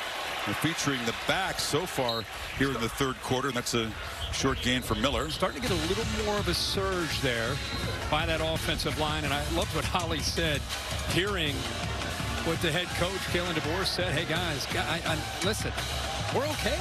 We got a long way to, in fact, they put a drive together here. They're down one possession. So it's a great message for this offense to hear. But they got to start putting these drives together, and they got to put points up on the board. Need about 1.5 yards to get this drive going on third down. Crowd is fully into it tonight. And maybe just enough. Miller, it's going to depend on the spot. It's right about the 46, and it is enough, barely, to move the sticks. Getting closer and closer to midfield, doing a good job of mixing in their different formations and those personnel groups to get this defense to see different looks. See how that downhill, they continue to just attack downhill. Grabbed in the backfield and hauled down by big Dejon Terry. Quick moving 330-pounder. Yeah, they are doing such a good job of sliding, angling, twisting, make it as tough as they can on the communication of this offensive line. Tackles for loss, a big part of this defense's success all season long. It's another pick in the flat. Kip Lewis. Milroe can't get him. Pick six. Oklahoma building the lead. Wow.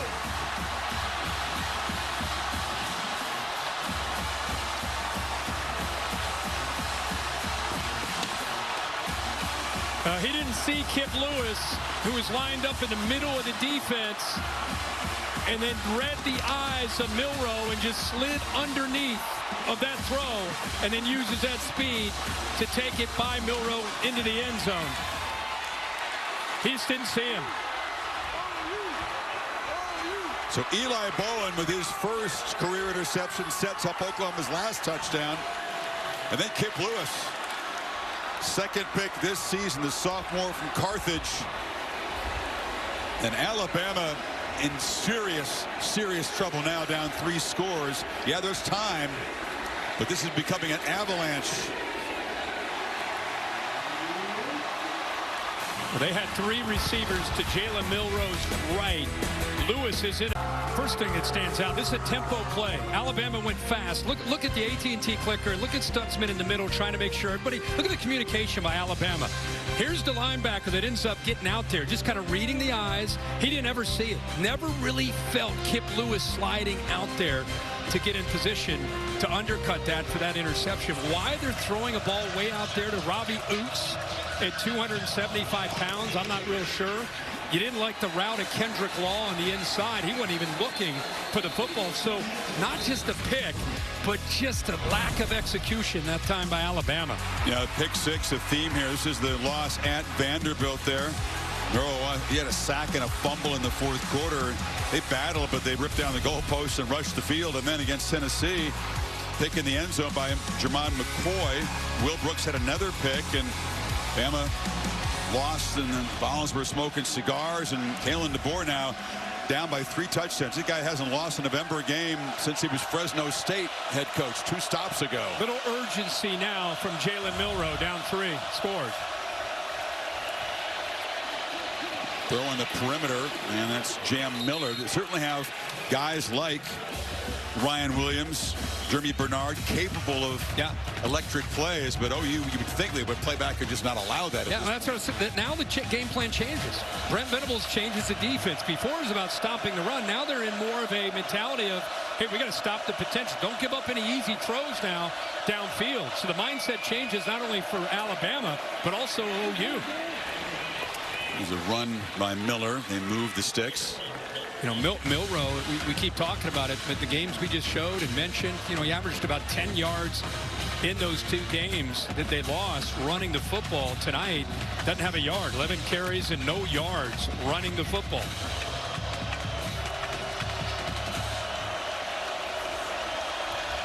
In the game where ESPN Analytics, I think before this game started, Bama was favored to win this by, what, 81% chance of winning this game. 2-touchdown favorite. And that kind of day in the SEC. Pump fake, Milroe thought about a downfield shot. Now he's going to have to escape pressure and has to just throw it away. It's about 7-8 rows deep in the crowd. Peyton Bowen, Eli's older brother, in hot pursuit there. Yeah, he walked down right to this point. Backside, Milroe wants to get the ball out quick. Actually, it's a little bit of maybe a slant and go. But the coverage took anything he wanted to do away. Boy, Danny Stutzman right now all over the field, communicating, yelling, talking to the safeties, getting Billy Bowman and company on the same page. He is in control. Look at him in the middle of that defense. Final game here wearing that Sooner uniform, which he's worn so proudly for 4 years. I believed him when he told us earlier this week that he would give his heart and soul, and he made a speech to his teammates. Speech only goes so far that his example on the field is more important. Oh, my gosh. Yeah, you're so right, especially on senior day. How about getting off blocks here by this Oklahoma defense? Looks like it's Terry just getting off of that block by Pritchett. What a play by the big fella there. Now it's 3rd and 12. You'd think that there's an SEC championship on the line for their team, the way this Oklahoma team is playing and the crowd energy. Play clock at 2. Barely get it off.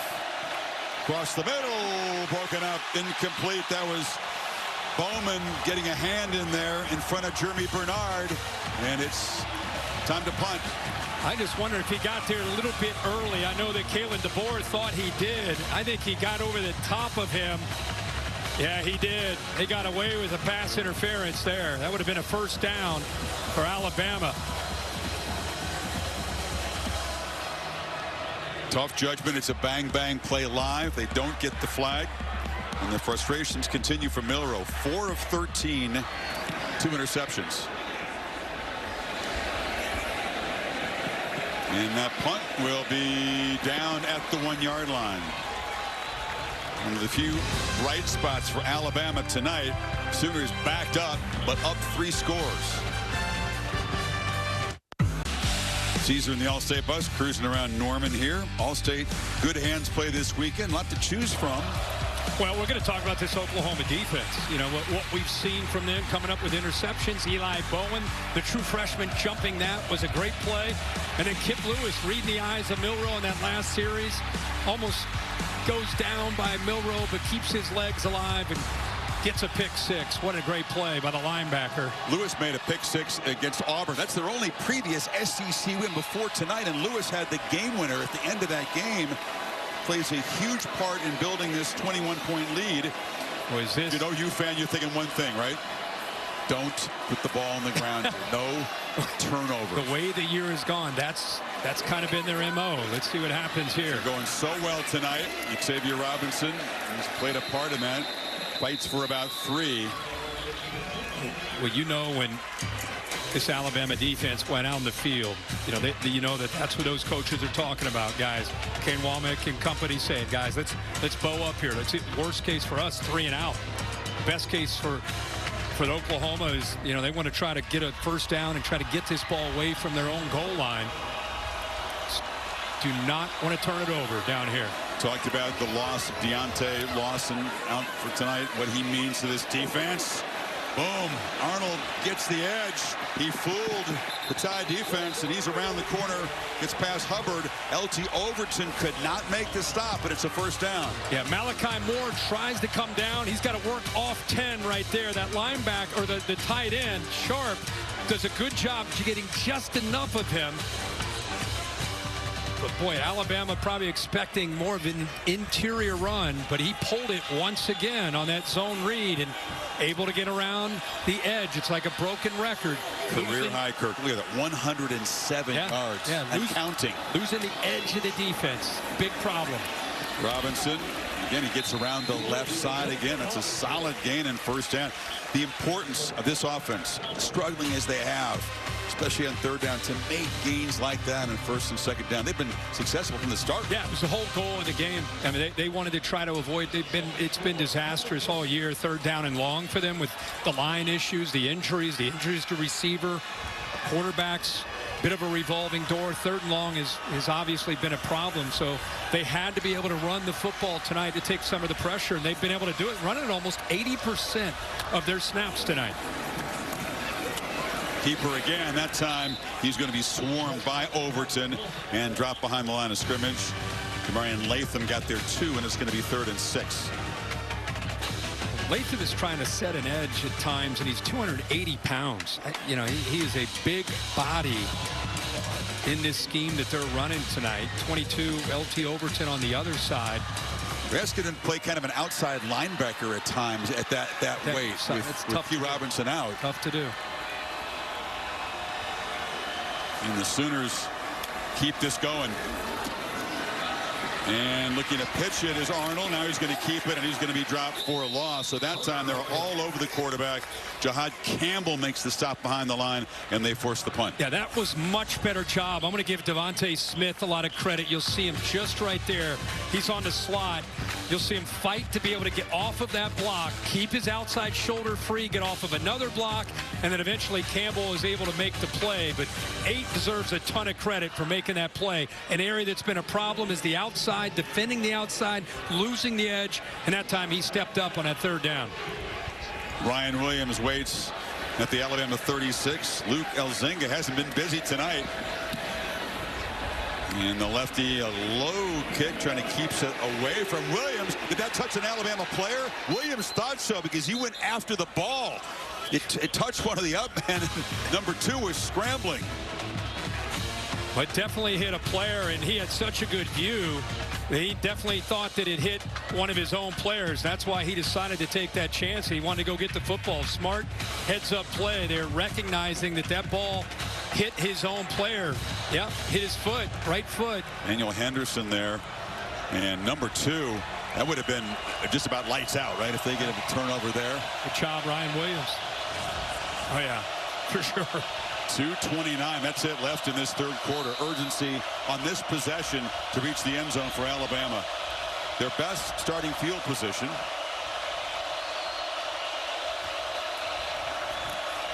Milroe, pocket closes down, and down he goes. Mason Thomas, our Mason Thomas with the sack. That's what he does best. That's a mismatch off on that side on this play right here. Able to use his speed to be able to dip, get under, actually gets held in the process, and still is able to get around that right tackle there, Pritchett. It's the first sack of the night for the Sooners.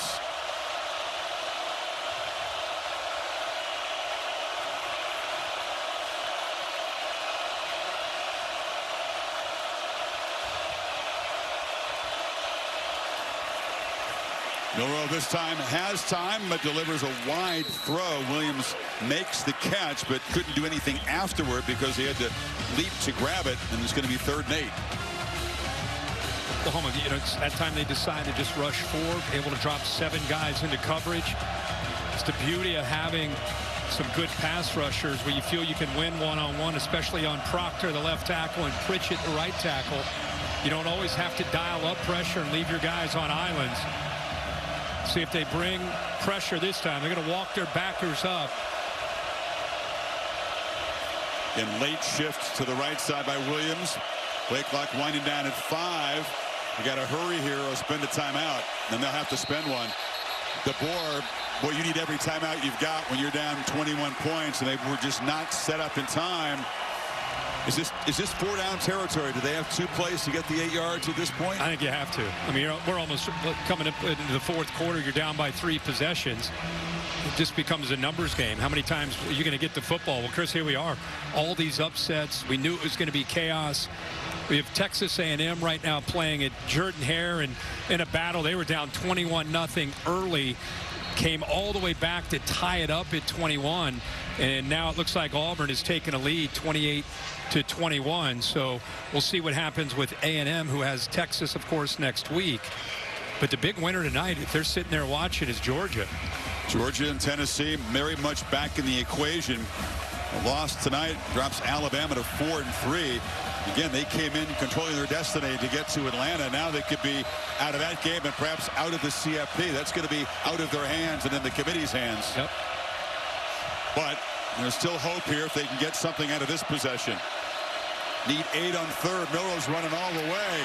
And Jalen Milroe finally breaks free. He hammer away at the ball. Mason chased him down, but he picks up 11 and the first down. Yeah, I'm with you. Our Mason Thomas came with that karate chop behind him, trying to dislodge the football, but good strength there by Milroe to hold on to that ball.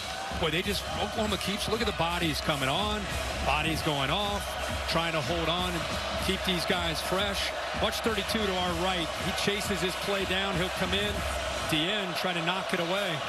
Longest run of the night. Now it's a reverse and a flea flicker. Milroe flips it down to Bernard. Bernard escapes. Jeremy Bernard, after all that, has got got a gain of about 9 inside the 35. Well, anytime you see that, you always think you're going to try to get it to your play. Oh, boy, Terry is now down. A couple Oklahoma players. Woody Washington as well. He got behind that convoy, man, and picked up probably one of the bigger gains we've seen. I think they were hoping for more. After all that, Bernard got the catch and had a bunch of blockers. Yeah, wait till you see watch the entire offensive line go with the handoff. Look at all of them. All of these guys are just going to stay over there. And then look, once he catches this, if he's able to catch that clean, it saves him some time, and he's still got a good game. But you're right, with all those blockers, he slipped a little bit, right? Yeah, right here.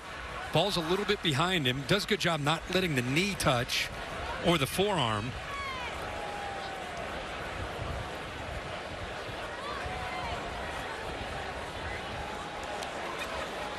You see his kind of friendly fire there. Yeah, both of those guys went down. Colliding. It was Woody Washington in the corner, and the 335-pound nose tackle Terry walking off slowly. Terry's been playing great tonight. End of the day, you look at the line of scrimmage where we thought Alabama had a huge advantage, and the difference has been Oklahoma with the defensive line and with their own offensive line. It's been remarkable and unpredictable to think that would happen. Final play of the third quarter. Milroe in trouble again, escapes and has to just throw it away. And a big roar from this home crowd, loving the defensive effort they've seen tonight from Oklahoma. Alabama in trouble, down 3 scores at the end of 3 in Norman. Can the Sooners finish the job? Finish off the Tide. Back after this message and a word from your local ABC stations. You're watching the SEC. Let's take a look. This is a little thing, but watch the left tackle Proctor here. And if he picks up this block, you don't know if it's a tight end or 74, but watch this right here. We got 3 guys blocking one. We got 2 guys blocking here, and we got a back trying to pick up a 300-pounder. And if you pick it up, it's a touchdown to that seam. But he is unable to see it because of the pass rush. Just not great protection on that last play. And no protection for the quarterback here as Ethan Downs bursts through on 3rd and 2. They go backwards, and now it's 4th down. You got to have it. But how good are the edge of the defense playing tonight for OU? This play's going to come alive here on this 4th down. Downs, one of those seniors, putting on this jersey for the last time in Norman. 3 yards desperately needed if there's any hope for an Alabama comeback here. Monroe shifting folks around. Way. Wow. Not quite on the same page. Play clock down to 5. They just get it off. Milroe trying to create in the move. Launches for the end zone for Williams. Touchdown! He got a foot down somehow, some way. He did. And Alabama is alive because of an incredible play on the move by Milroe. There is a marker down. They're having a conversation back at the 35, so let's wait. He got this, obviously got the snap off. The foot got down. If it holds up, it's a touchdown. That's true freshman against true freshman. Throw it up and give him a chance.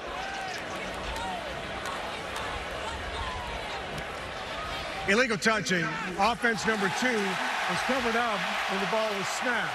5-yard penalty. Loss of down. 1st down. So it doesn't count because of the alignment pre-snap. Instead, Ryan Williams was covered up, Bill, on that play. Was lined up slot right.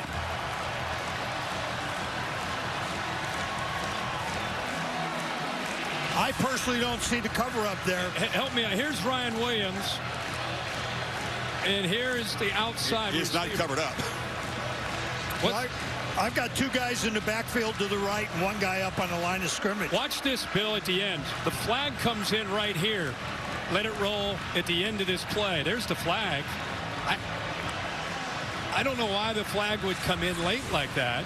Kalen DeBoer is. Kalen DeBoer definitely doesn't know. This is not the norm for him. He is losing it. It's an incorrect call. Well, it's a huge one because instead of a touchdown on a 4th down play for Alabama, Oklahoma's got the football at the 41. They stop and look at this? It just doesn't make any sense. If it were a receiver not covered, it would be called at the line of scrimmage instantly, not 5 seconds after the play's already played out, down by the sideline. It's not reviewable.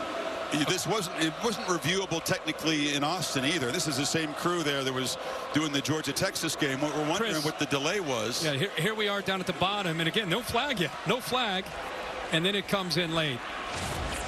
Wow. I'm perplexed by it also. I think perplexed would not be my adjective for Kalen DeBoer. He was irate.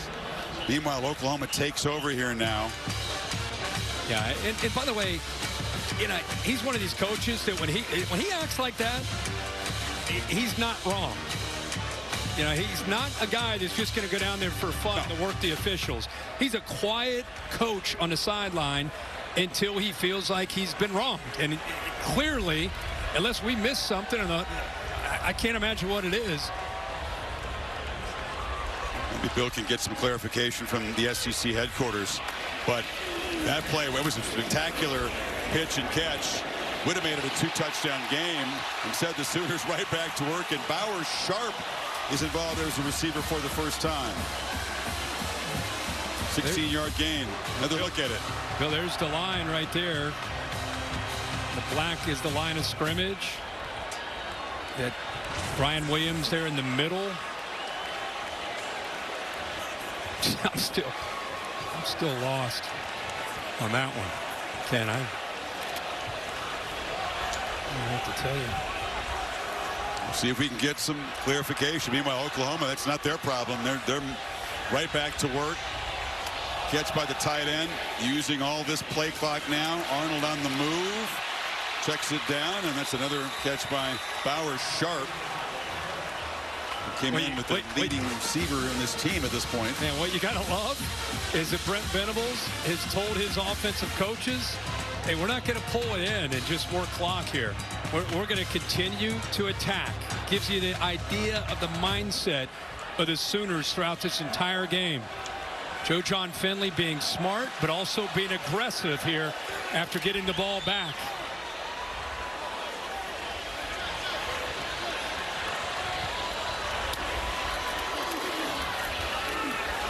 Up the middle, plowing ahead.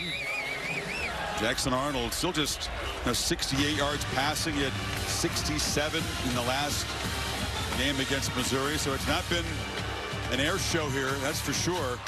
But they have found a way to manufacture rushing yards. And the greatest thing you could say, if you've watched OU football this year, it's not about the fact he's thrown for 68 yards. It's the fact that they're taking care of the football. They're not making mistakes. He's managing the game. He's in total control. That's what you love to see. They're sustaining drives. They're eating clock. They're keeping Milroe on the sideline. Everything you want to see, and not to mention over 100 yards rushing. Arnold on the move here will be knocked out of bounds. Malachi Moore forced him out for a loss. Let's go back and take a peek at the Ryan Williams catch that we didn't get a chance to celebrate. Look at the catch again. The body control, the left foot, possesses the ball, the foot is down. That's two great true freshmen going at it. What an adjustment back, and then the awareness to get that left foot down was spectacular, but taken away with the call. Sooners send out the punt team. Elzinga trying to pin Williams and the Tide back deep. And they're happy to just keep that clock moving.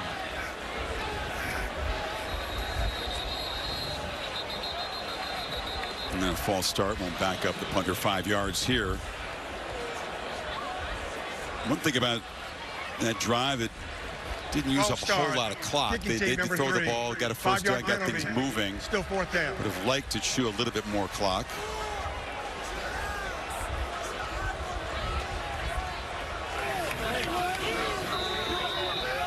And look now, Kirk, but Devontae Smith, another one of the stud players in the front seven for Alabama, is going into the injury tent.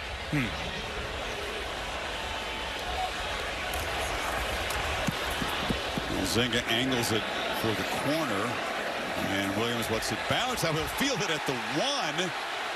It was going to bounce into the end zone apparently, but decided to grab it at the 1, and the Tide are backed up. I think he was going to just let it bounce, and the ball bounced right to him, and he instinctively grabbed it instead of getting out of the way of it. I think he thought the ball was going to bounce away to his right, out to our right, and instead it bounces right to him, and he instinctively grabs onto it. And you're watching the SEC on ABC, a stunner in the stretch run. Oklahoma still in control, and this has been a party. You know that they haven't beaten a Power 5 team in this place. Their home wins this season, as the Liv Mas Student Section of the Year contest gives you a chance to vote for the Sooners here. Go to the Taco Bell app to learn more. Again, they haven't beaten an FBS team since September. That was at Auburn. They have waited a long time in a very sobering, frustrating season, debuting in the SEC for a moment like this tonight. This is a game that these seniors will not forget if they can close this one out, go out winners. This crowd didn't know what to expect when they came in here, but they didn't expect this. No, not at all, and it's just says a lot about Brent Venables and the culture, what they're building here at Norman with him as a head coach, the things they have faced, the challenges, especially offensively, that they've chased with injuries, making a change to a play caller mid-year. From the end zone, Milroe launching right down the middle and way over the head of Williams, who was well covered and bracketed that time. You know, if you're watching a game like this, you got another guy down in this defense. Hayden Woolard, defensive end.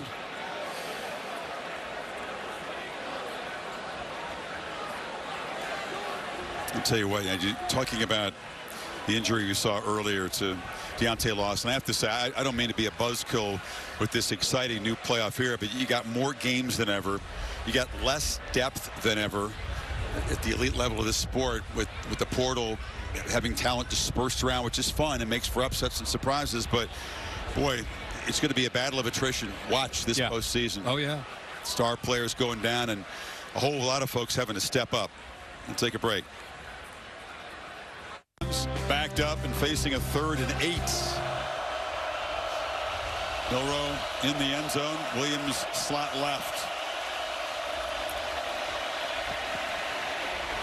Check it down. One-handed grab made by Josh Cuevas, the tight end, to keep a faint flicker of hope alive across the 30. Yeah, he was just in protection. He's just trying to help out, and then leaks out late as a check down. Good job of finding him, and you're right. He just put that big right paw up and brought it in. Milroe again from the pocket. He'll be tracked down and dropped as a flag down. Trace Ford made the play. Milroe down on his hands and knees on that Oklahoma sideline after the play. Obvious holding call. It's Jaden Roberts, 77, that will get called for that. Man, I hope he's able to get up. Been a tough night, obviously, for him, for the whole Alabama team. Holding, offense number 77. Offensive line over there to circle him right in front of the Sooners bench. It looked like Trace Ford, when he finally caught up to Milroe, he sacks him, and all of his weight ends up coming down on top of Milroe. Always a dangerous thing for a quarterback. Sacks him and then watch him finish the play. And that's where I think Milroe really started to grimace.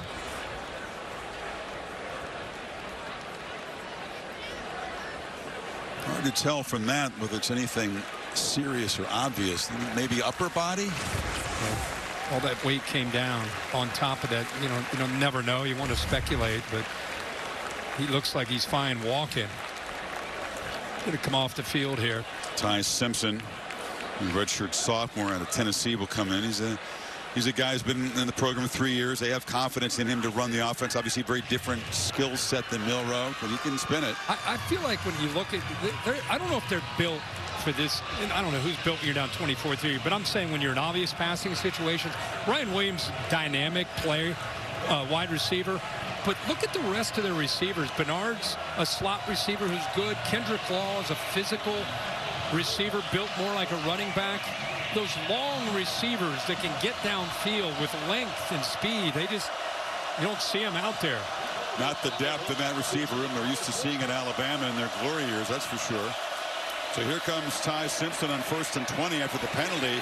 Short throw, and it's dropped by Richard Young out of the backfield. Trace Ford, who just made the play against Milroe, who's coming back in, pressured Simpson that time. Yeah, I mean, they have been able to rotate bodies, and Trace Ford looks healthy, applying pressure. He looks like R. Mason Thomas.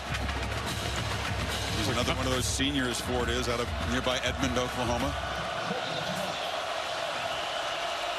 Milroe back for 2nd and 20.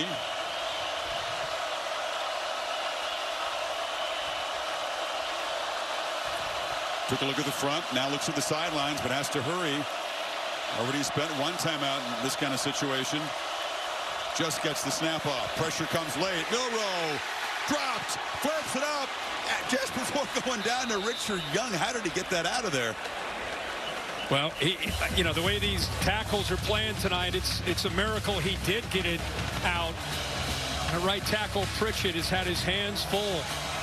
These defensive ends aren't the biggest, but they're winning with speed.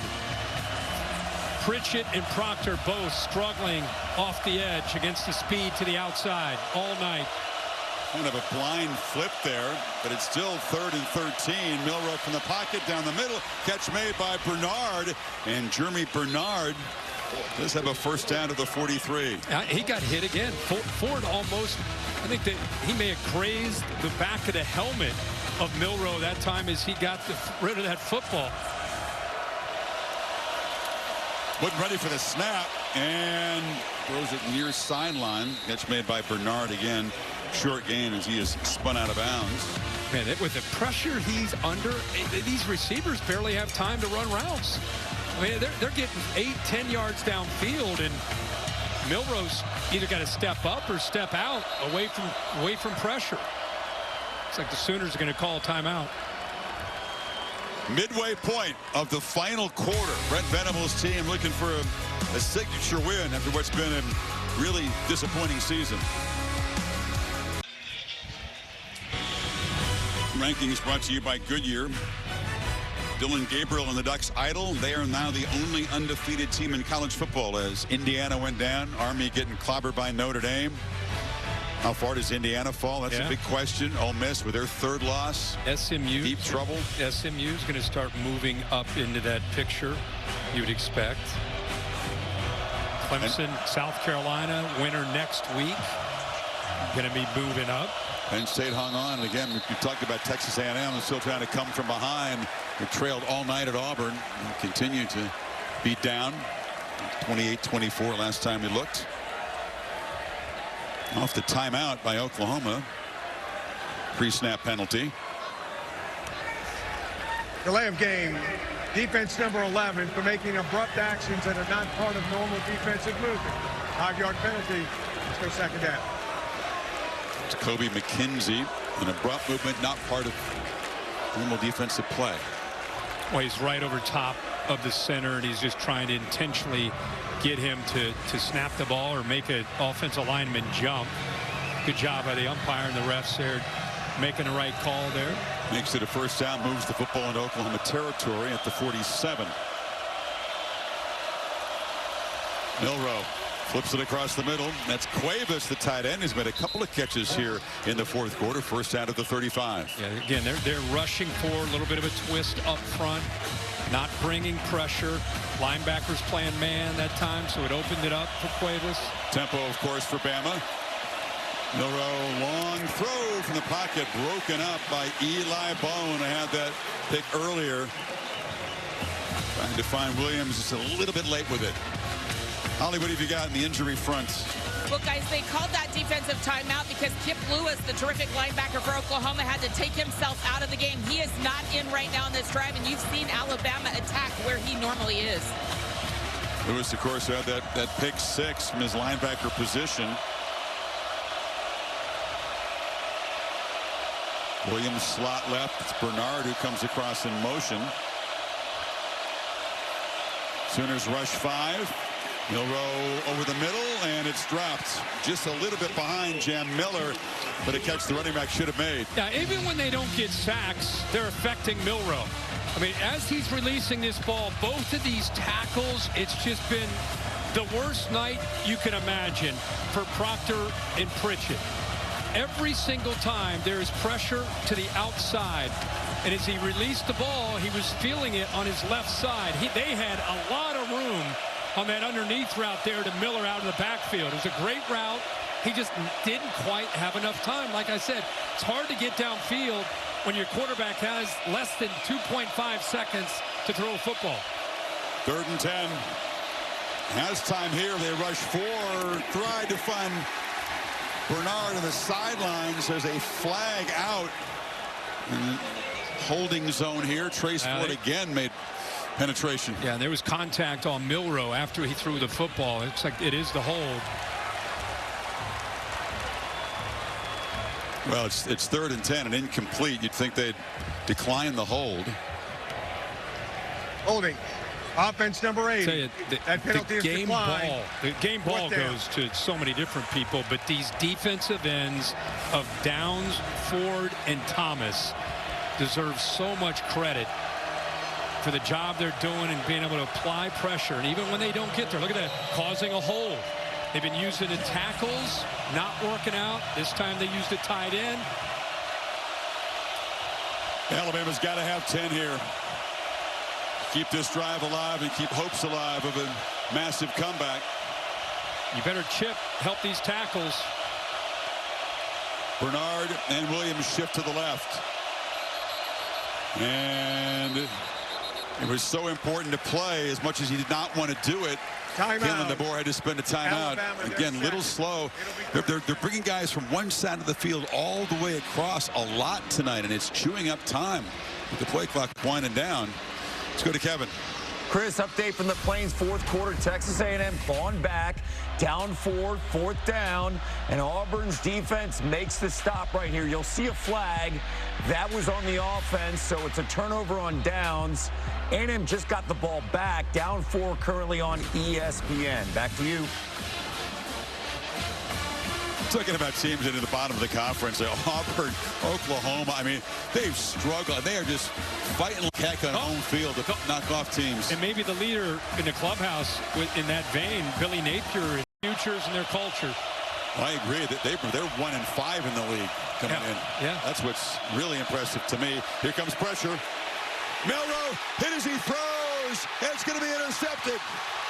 Picked off by Woody Washington, and that should be the dagger to a huge senior day celebration in Norman.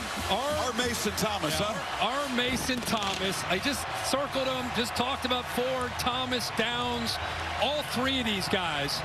And again, the tackles have not done the job. So they try to bring in the tight end. It was a holding call in the previous play. Now he's going to line up out here on the right side. Here's Cuevas again trying to help out. And our Mason Thomas, one of the best pass rushers in the SEC this season, does a great job of, again, getting after him, front side. Football goes up in the air. And this Oklahoma defense, Brent Venables had them dialed in and ready to play football tonight. Third interception by Venables' defense. Takeaways he knew he needed. Had to win the turnover battle tonight. Washington, after making that pick, slow to get up. Attended to by the athletic training staff. I saw Danny Stutzman down on one knee after that play. I wasn't sure if he was shaken up or if he was just taking a moment to take in what this night has meant. Really the consummate Sooner, his whole career. He took a huge responsibility to keep this team juiced up, inspired, motivated. And when he talked to us earlier this week about what it meant to put on that crimson jersey one last time at home, man, I believed him. I think his teammates believed him. What a career. Yeah. There he is right there in the left. Yeah, there it is. Just taking it all in one last time. There's Jackson Arnold giving him some love, man. What a legacy to leave behind. In his times, it can be a world of individuality and your own individual brand and NIL. And here's Danny Stutzman just leading by example. The man, Kirk, who gave a lot of his NFL NIL money to the walk-ons in this team. Yep. He made a beautiful speech talking about their contribution to the program and how he could share some of his earnings with them. That's a rare dude. He's going to play on Sundays because he runs really well at 240, and he'll make a bunch of tackles, and then he can do whatever he wants after that because he's just got it.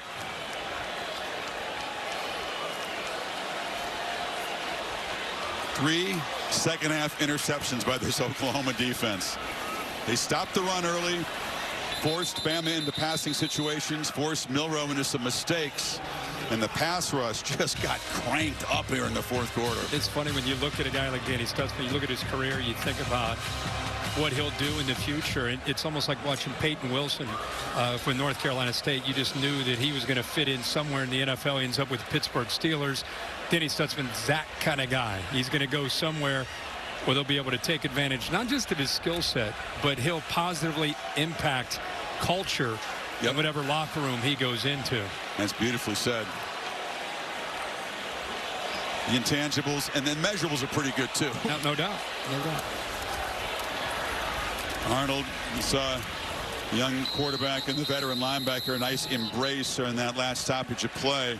What a night he has had. Because what he had to put up with in the modern era of being under a microscope here. Didn't play well, he knows it, but it was sort of blamed for a lot of things that were not in his control. Injuries, protection, a lot of that stuff. But, you know, when we were here earlier, when they played, I think it might have been Tennessee. Yeah, Tennessee. The game just moved fast.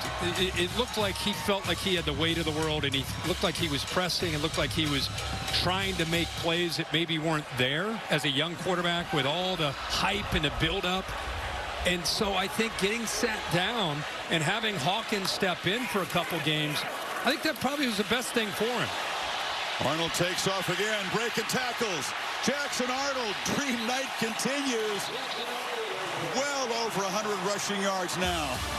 Well, he's been doing it all night with his legs. You know, Hawkins is a dynamic runner, but Jackson Arnold reminding people he's a physical runner that's got some speed himself. Smart decision to slide. But again, I think I talked about how that was to the bench. It was. I talked about how he came back, I think, better equipped after being benched. I think it gave him different perspective. And you got to give him a lot of credit for not going in the tank when his starting job got taken away from him. Went back to work, stayed upbeat, stayed positive. Brent Venables and others trying to make sure he stayed engaged. And, man, has it paid off for him now that he's got the keys back to this offense. His 23rd rushing play of the night. Holly? Well, guys, not only did Jackson Arnold stay engaged, but when we asked Coach Venables why he felt his team might play well tonight, he said because the leadership of this team has been leading these guys. They are making sure that we are resilient. When we asked him who the leaders on this team are, he named a couple of guys, upperclassmen, and then he said Jackson Arnold. And we said, wait a minute, he's a leader after all he's been through, and that will tell you something about this young man. He hasn't hung his head. He's shown up, and he's been an example to his teammates. Because there's been some talk show chatter around here with the struggles of the offense. You know, he's already played for 3 different offensive coordinators, by the way, since he got here, because Jeff Levy was the OC when he first got here. Of course, he takes a Mississippi State job. Luttrell is fired. Now you got Joe John Finley, and the big topic is who's the next OC, and will Jackson Arnold want to stick around? Or will he hit the portal in this modern era? That's been, and a lot of the chatter around here. It may calm down a lot. Who knows after tonight? But, boy, Joe John Finley, you know, we're talking a lot about some of the people that had a big night. This guy was asked to do some things that aren't always easy. In the middle of the season, take over as a play caller. And, of course, Kevin Johns and others have helped him out. But they deserve a lot of credit for putting the scheme together, continuing to believe in this group, despite all the injuries. And they put a heck of a plan together tonight. Xavier Robbins has been a part of the plan. So 200-yard rushers against Alabama. That does not happen that often. There's a look at Kevin Johnson. As you know, was at Duke last week. Chris, if I would have said pregame, all right, Oklahoma's going to throw for 68 yards tonight. Who's going to win the game? I mean, it would have been obvious, right? If you'd have told me Oklahoma's going to rush for 252, I would have said, wait, I know your schedule's busy. You're a little fuzzy in the brain. Right. You're doing too much here. What's going on? Right. 252 on the ground. You don't need to throw for much. Oh, I tell you what, I saw Barry Switzer last night, 87, cocktail in hand, having a good time. All the old-time Sooners love to see from this kind of rushing forward. That's the same scheme, but the same kind of chewing up yards on the ground. Yeah, and chewing up clock. And meanwhile, long faces on the Alabama sideline. They came in here off that big win in Baton Rouge, full of belief. They've been surging, and I think in control of their destiny. You'd expect him to win this one. You'd expect them to beat Auburn at home. You'd expect them to go to Atlanta. All of that is coming unraveled here. Sure is. So they haven't had as many as 3 losses since 13-year streak, and that is about to end with loss number 3 tonight. One of the longest in history without having 3 losses. We're 1 short of what FSU did in the Bowden Glory years, and talking about the Rockne years at Notre Dame. So offense on the field on 4th and 2. I would call for a keeper maybe. Nope, they hand it off up the middle and move the sticks. Robinson has run well tonight. He's complimented Jackson Arnold in that backfield. Over 100 yards himself.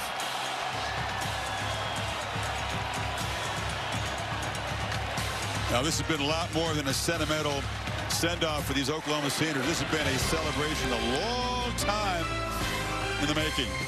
2 minutes to play.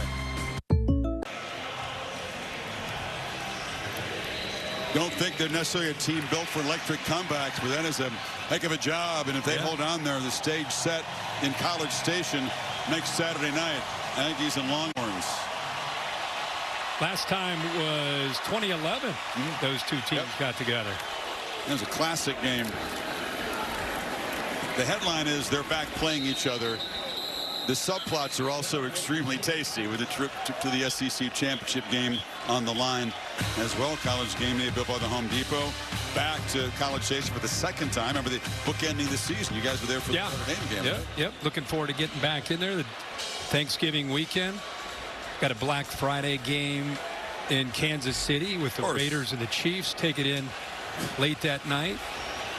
Friday night, be ready to roll for game day in the morning. It's like some folks are fixing to rush the field here. They're perched on the wall down there in the end zone.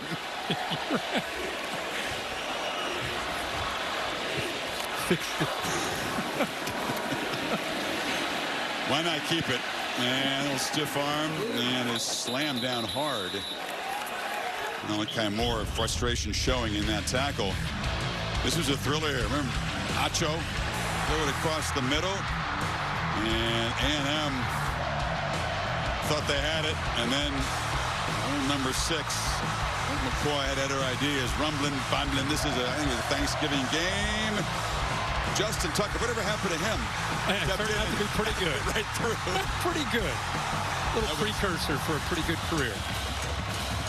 That was if memory serves me, President Herbert Walker Bush was at the game. That was a special event there. Aggies came up short. Texas broke their hearts, and right back in that same field next Saturday night as SEC rivals for the first time. Just want to get all this out real quick. They're already coming out on this field here. Another premature field rush. Goalposts are down. Let's see if we get people tackled here by the security. You know, they had to clear people off after a 13-minute delay in Tempe to play one more play. What part of you think the clock's saying? You think they don't see the clock? They just see other people running and they just take off like sheep? They just take off? Stampeding sheep. I don't know what they were thinking. I mean, I think they're thinking that it's a huge win, and they have not had anything like this in a long time. Really haven't. You're talking about 2017, I believe it was, that TCU came in here ranked top 10. But, you know, it's TCU. It's not Alabama, with all due respect. It's going to be a good effort to get these lads cleared off the field. Billy, let me hit this. Sooner defense held Alabama to the fewest points in 20 years. 3 points. Last time was 0-4 against South Carolina. They forced 3 turnovers, including a pick 6, and they hold Jalen Milroe to 7 yards rushing. What a night for Brent Venables in this defense. I mean, that's as good as it gets. So the last time they didn't score a touchdown was that 9-6 field goal fest against LSU, which they avenged in the championship. Here's the OU defense you're talking about. And it's been from the word go. I mean, it's been defending the run. It's jumping, playing with instincts from the true freshman Bowen. It's been taking away everything that this Alabama offense had to offer. Controlling things, the pass rush. Once Alabama got into obvious passing situations, Trace Ford, R. Mason Thomas, Ethan Downs, everybody making plays off that edge and making it tough on Jalen Milroe. What a win for Brent Venables. Like I said, he's been in the middle of a storm here. You know, the unscripted nature and the beauty of sports. You know, one team comes in here, all the championship dreams to play for, riding a crest. Alabama was heavily favored for a reason. One team here, home team, playing for pride and the possibility of a minor bowl game. but mostly for pride. And yet this performance happens. It's incredible. This is a stretch run we've never seen because the postseason format is one we've never seen before. We're just beginning to understand the implications. And upsets weren't invented today, but you just look in this conference and then around the country today, the things that happen where teams that were supposed to win didn't handle business, and teams given no chance like this one shook up the world. And it really challenges these teams that are expected to win, because the team in that underdog role shows up with a chip on their shoulder. We've seen it not just this week, really the last 3 or 4 weeks. And the teams that show up angry week in and week out find a way to get upset about whatever people are saying about you, whatever they're disrespecting you or doubting you. That's how you show up ready to go in the modern game. And Oklahoma tonight, Florida showed up that way. Just all over the country, we've seen teams showed up engaged and motivated. I think you're right about the motivations, but I think that you showed Stutzman again. I don't think it was about disrespect or doubt. It was just about the pride. Oh, yeah, today for him. Even more important old school values. Oh, yeah. Senior day. Emotions before the game, tears in his eyes. Not the only one either. There's a whole bunch of leaders in this defense. Yep. You know, people around here think, oh, we had a championship level defense in this conference and we wasted it. We wasted it with bad offense. And it's not entirely incorrect thinking, although tonight the offense stepped up and did the part. Bad offense. It started with injuries to the offense. I mean, you lose 4 of your 5 offensive linemen, top 5 receivers. That's tough, but look at this. Here comes a Sooner stampede. Oklahoma crushes Alabama and may have dealt their postseason dreams a fatal blow tonight here in Norman. We won't know the answer to that for a while, but loss number 3 stings and carries heavy weight. Jalen Milroe, not the evening he hoped for. 3 interceptions. Somewhere down in that Oklahoma Crimson mosh pit is Holly Rowe with Brent Venables. Well, Coach, you told us that your team had a lot of resilience and pride. How did it show up tonight?